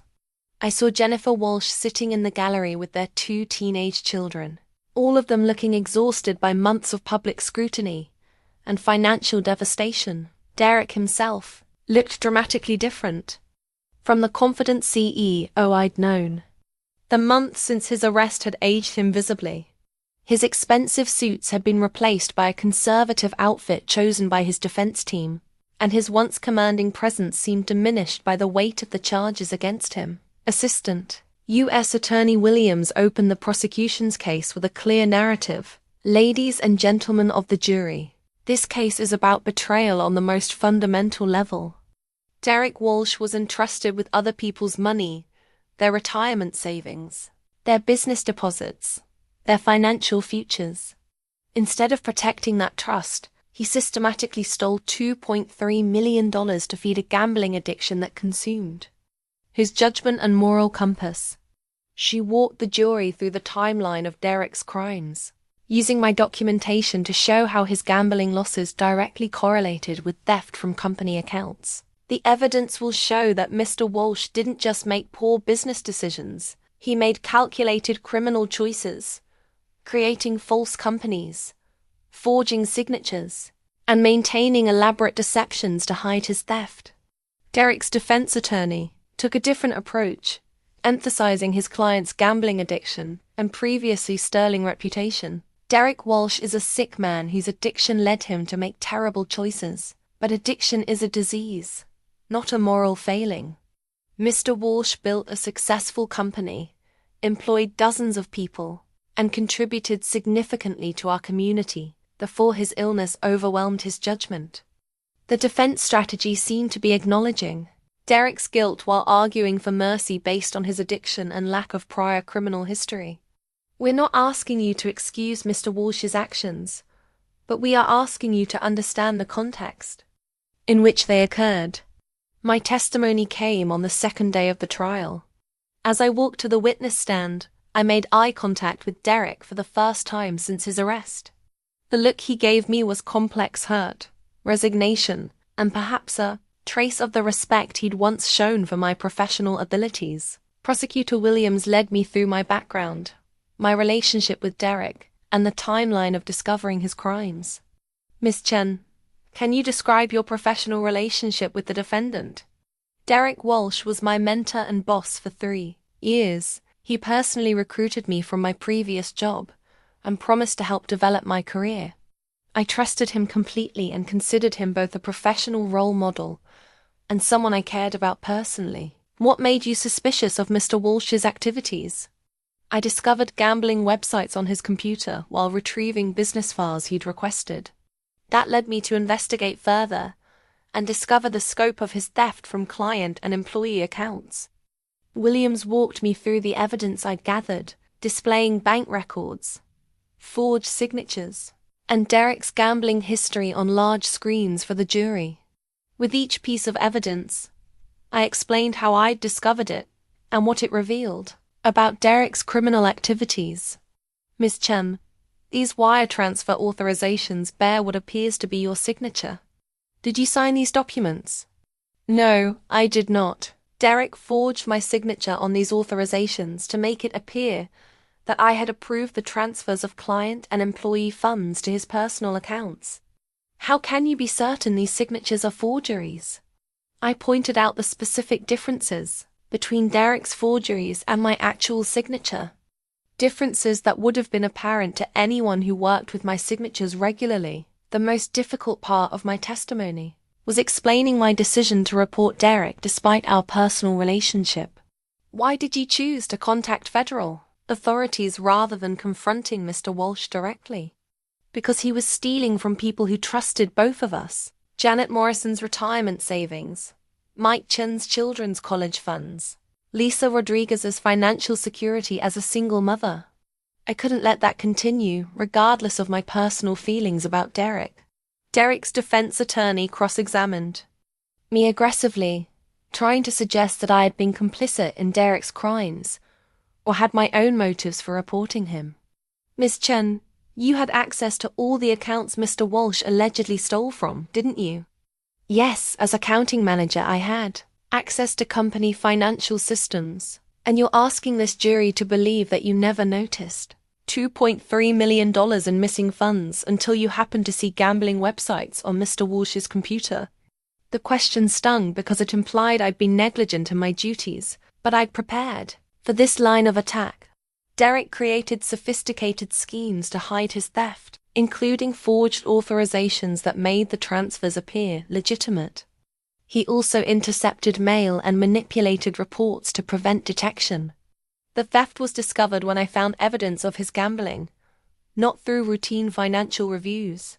Isn't it true, Ms. Chen, that you reported Mr. Walsh because you were angry about being passed over for a promotion? That question made me angry. That's completely false.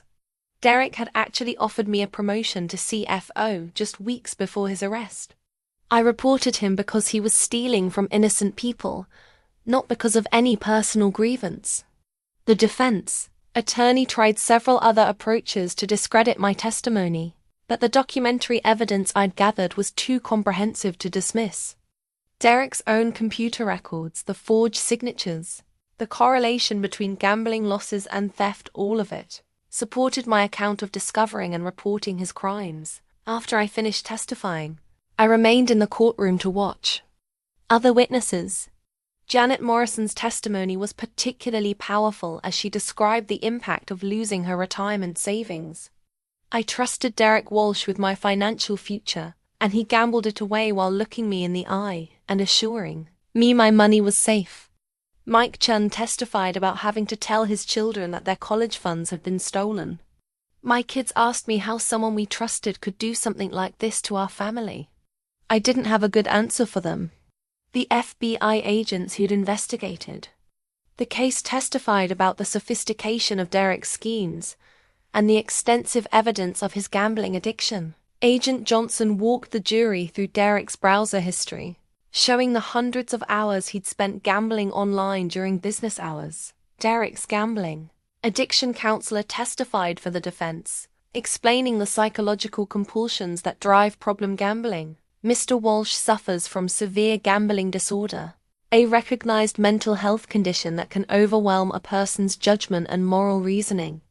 But the prosecution's rebuttal was effective. Addiction might explain Derek's behavior, but it didn't excuse the calculated nature of his crimes or justify the harm he'd caused to innocent victims. After 3 days of testimony, both sides presented their closing arguments. The prosecution emphasized the extensive evidence of systematic theft and the devastating impact on Derek's victims. The defense focused on Derek's illness and his cooperation with recovery efforts. The jury deliberated for 6 hours before returning with their verdict, guilty on all 47 counts. As the verdict was read, I watched Derek's face carefully. He showed no surprise, only a kind of resigned acceptance. He knew the evidence against him was overwhelming, and he'd probably known this outcome was inevitable since his arrest. Derek's family members were crying quietly in the gallery. His teenage son got up and left the courtroom when the verdict was announced. Jennifer Walsh sat stone-faced, probably processing the reality that her husband would be going to federal prison for a very long time. After the verdict, several of Derek's victims approached me outside the courthouse. Janet Morrison hugged me and said, "Thank you for having the courage to come forward. It doesn't get my money back, but at least Derek will face consequences for what he did to us." Mike Chen was more reserved but equally grateful. "I know it couldn't have been easy to report someone you cared about, but you did the right thing." As I drove home from the courthouse that evening, I felt a complex mixture of relief, sadness, and vindication. Derek had been held accountable for his crimes, and his victims had received some measure of justice. But I also couldn't forget that this was the man who'd mentored my career and made me feel like family. The trial was over, but the consequences of Derek's choices and mine would continue for years to come. Derek's sentencing hearing took place. 6 weeks after his conviction, and I attended as both a witness and a victim of his crimes. The federal courthouse was again filled with people whose lives had been affected by his choices.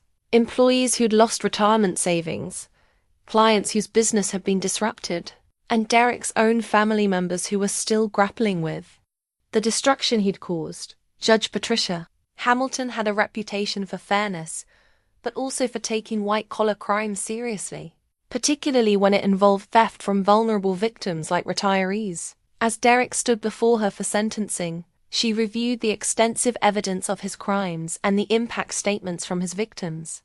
"Mr. Walsh," Judge Hamilton began, "you have been convicted of 47 federal crimes involving the systematic theft of $2.3 million from employees and clients who trusted you with their financial security.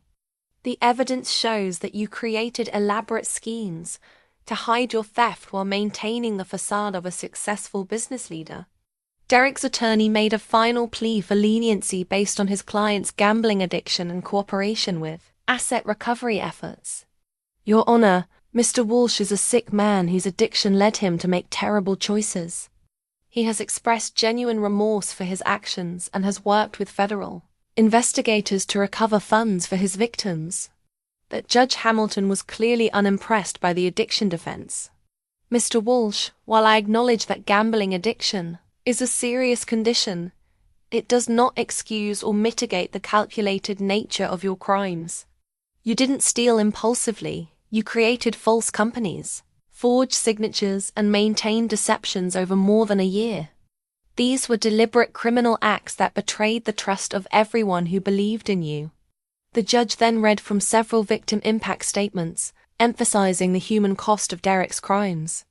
Janet Morrison, a 62-year-old employee planning to retire, has lost $147,000 in retirement savings and now faces the prospect of working indefinitely. Mike Chen's children will graduate college with massive debt instead of the financial support he worked years to provide. Lisa Rodriguez, a single mother, has lost her financial security and faces an uncertain future. Judge Hamilton's voice grew stern as she continued. "Mr. Walsh, you held positions of trust and responsibility. Employees depended on you to protect their retirement savings. Clients trusted you with their business funds. You systematically betrayed every one of those relationships to feed your gambling addiction." Derek was given an opportunity to address the court before sentencing. He stood slowly, looking older and more frail than the confident CEO I'd once known. "Your Honor, I want to say how deeply sorry I am for the harm I've caused," Derek began, his voice barely audible. "The people I hurt, my employees, my clients, my family, they deserve better from me. They trusted me, and I violated that trust in the worst possible way." Derek's statement continued for several minutes, acknowledging the specific harm he'd caused to individual victims. Janet Morrison worked hard for decades and deserved a secure retirement. Mike Chun's children deserved the educational opportunities he was trying to provide. Lisa Rodriguez deserved the financial security she was building for herself and her daughter. "I stole all of that to feed an addiction that I let consume my judgment and moral compass." He also addressed me directly. "Sarah Chen believed in me and trusted me as a mentor. I betrayed that trust by forging her signature and potentially making her look complicit in my crimes. Sarah did the right thing by reporting me, even though I know it was difficult for her personally." Derek's apology seemed genuine, but Judge Hamilton was focused on the severity of his crimes and their impact on victims. "Mr. Walsh, while I appreciate your expressions of remorse, the harm you've caused cannot be undone by apologies. You stole the financial security of people who trusted you, and you did so systematically over more than a year." The judge then announced Derek's sentence, 18 years in federal prison, followed by 3 years of supervised release. She also ordered full restitution of $2.3 million to his victims, plus forfeiture of all remaining assets including his home, vehicles, and investment accounts. "Mr. Walsh, this sentence reflects the serious nature of your crimes and the extensive harm you've caused to innocent victims," Judge Hamilton explained. You will have ample time in federal prison to reflect on the consequences of your choices and to work on recovery from the addiction that led to this destruction. Derek showed no visible reaction to the sentence, though I could see his wife Jennifer crying quietly in the gallery. 18 years meant Derek would be nearly 60 when released, assuming he served the full sentence. His children would be adults, with their own families by the time their father was free. After the hearing, federal marshals led Derek away in handcuffs to begin serving his sentence. As he passed by the gallery, he made eye contact with me one final time. The look he gave me was complex acknowledgement, resignation, and perhaps even gratitude that I'd finally stopped him before he could cause even more harm outside the courthouse. Several of Derek's victims spoke to reporters about the sentence. Janet Nurison said, 18 years won't give me back my retirement savings. But at least Derek Walsh will face real consequences for what he did to us. Mike Chen was more focused on the asset forfeiture. The important thing now is recovering as much money as possible for everyone he stole from. Our families need that financial recovery more than we need revenge. Assistant U.S. Attorney Williams held a press conference emphasizing the broader lessons of the case. This prosecution sends a clear message that we will aggressively pursue individuals who abuse positions of trust to steal from vulnerable victims. Mr. Walsh's gambling addiction does not excuse the systematic betrayal of employees and clients who depended on him.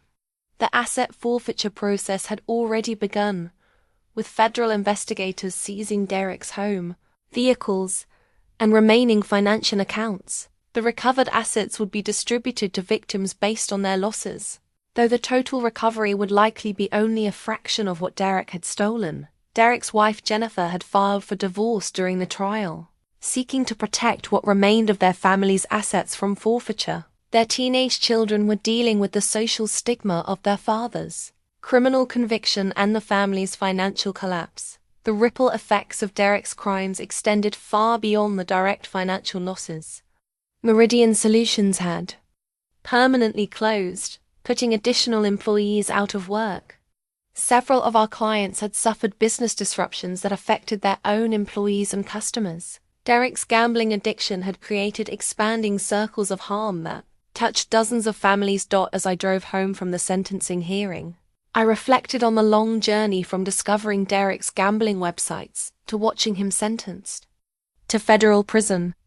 The past year had been the most difficult of my professional life, forcing me to choose between personal loyalty and moral responsibility. Derek's 18-year sentence felt appropriate given the scope of his crimes and their impact on innocent victims. He would have time to work on recovery from his gambling addiction, but he would also face the full consequences of choosing to fund that addiction by stealing from people who trusted him. The sentence provided some closure for Derek's victims, though it couldn't undo the financial and emotional harm he'd caused. Janet Morrison would still have to work years longer than planned.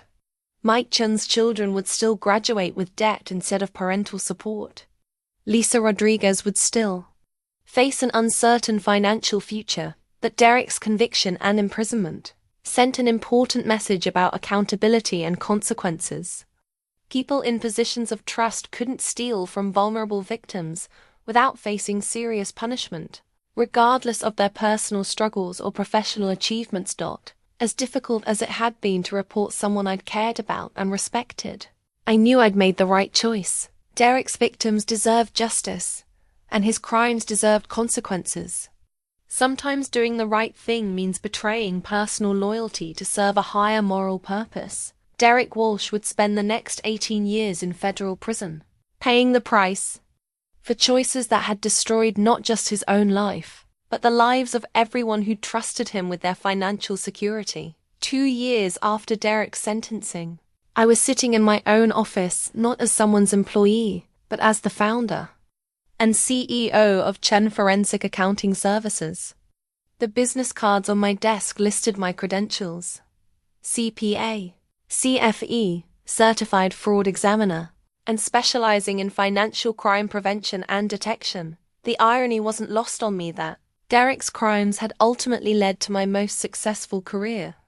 The skills I developed in investigating his theft combined with the credibility I'd gained as a federal witness, had created opportunities I never could have imagined during my days as a loyal employee at Meridian Solutions. My first client was actually the FBI, who hired me as a consultant on a complex embezzlement case involving a non-profit organization. Your experience with the Walsh case makes you exactly what we need, Agent Johnson had explained.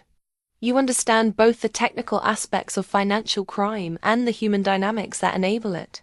From there, my practice grew through referrals. From law enforcement, attorneys, and insurance companies, my specialty was helping organizations prevent the kind of crimes Derek had committed by implementing better internal controls and training employees to recognize warning signs. I'd also become something of an expert on gambling addiction in the workplace, speaking at conferences about the intersection of addiction and financial crime. Gambling addiction doesn't just affect the addict, I tell audiences of business leaders and accounting professionals. It creates expanding circles of harm that can destroy companies, devastate employees, and violate the trust of clients and customers. My office wall displayed my business license alongside a framed letter from Janet Morrison, who had written to thank me for my role in Derek's prosecution. Dear Sarah, I wanted you to know that I was finally able to retire last month. Thanks, in part to the restitution funds recovered from Derek's assets. It wasn't the retirement I'd planned, but it's better than what I feared after discovering my stolen savings. Thank you for having the courage to come forward when you could have stayed silent. The asset forfeiture process had ultimately recovered about $800,000 for Derek's victims, not enough to make them whole, but significant enough to ease their financial hardship. Janet had received $89,000 toward her stolen retirement funds. Mike Chun had recovered $47,000 for his children's education. Lisa Rodriguez had gotten back $34,000 of her retirement savings. The recovery wasn't complete, but it represented justice and accountability in a system where white-collar criminals often escape meaningful consequences for their actions. I'd stayed in touch with several of Derek's victims, watching them rebuild their lives after his betrayal. Janet had started a part-time consulting business that provided additional income during her delayed retirement.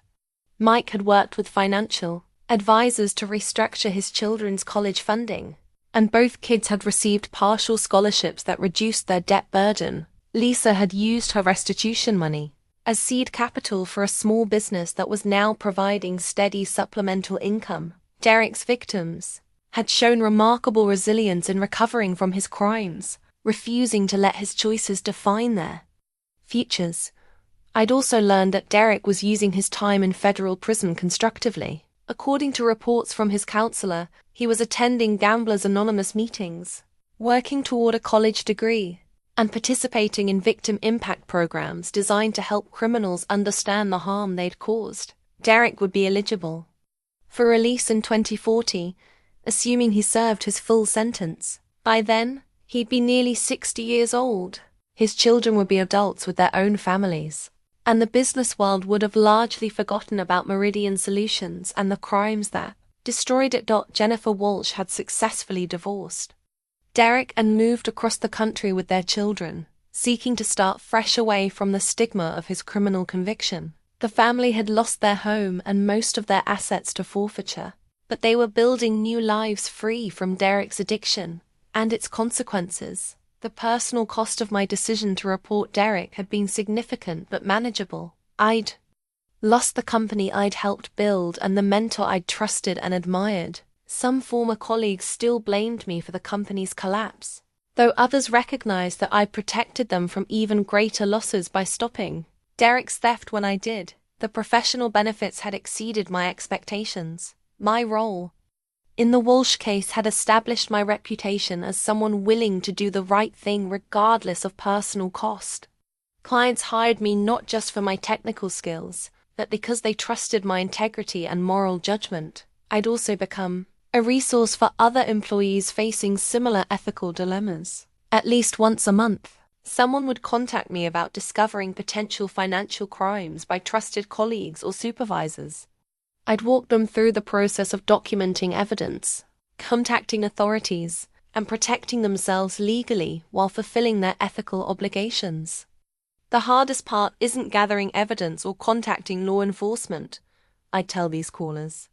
The hardest part is accepting that someone you trusted has betrayed that trust in a way that hurts innocent people. But protecting those innocent people has to take priority over personal loyalty, no matter how much it hurts. My experience with Derek had taught me that mentorship and integrity were complex concepts that couldn't be separated from accountability and consequences. Derek had been a genuine mentor who taught me valuable lessons about business and leadership. But he'd also been a criminal who'd systematically stolen from vulnerable victims to feed his addiction. Both things were true simultaneously. And accepting that complexity had been essential to my recovery from the trauma of betraying someone I'd cared about. The business Derek and I had built together was gone, destroyed by his choices and my decision to report them. But the skills I'd learned, the values I'd developed, and the courage I'd found during that crisis had become the foundation for something better and more meaningful. Derek Walsh had taught me about integrity and ethical leadership while demonstrating the exact opposite through his actions. The ultimate lesson wasn't that mentorship relationships couldn't be trusted, but that trust had to be earned continuously through consistent ethical behavior. As I looked at my business license and client testimonials, I realized that Derek's crimes had paradoxically led me to a career dedicated to preventing the very harm he'd caused. His betrayal of trust had motivated me to help others protect the financial security and business relationships he'd violated. Sometimes, the most devastating betrayals lead to the most meaningful recoveries. Derek's addiction had destroyed his life and hurt dozens of innocent people, but it had also revealed the importance of courage, integrity, and accountability in protecting those who depend on us. I'd chosen to prioritize justice over loyalty, and that choice had defined not just Derek's consequences, but my own future. It was the hardest decision I'd ever made, but it was also the one I was most proud of. In the end, Derek Walsh had taught me the most important lesson of my career, that doing the right thing isn't always easy, but it's always worth it.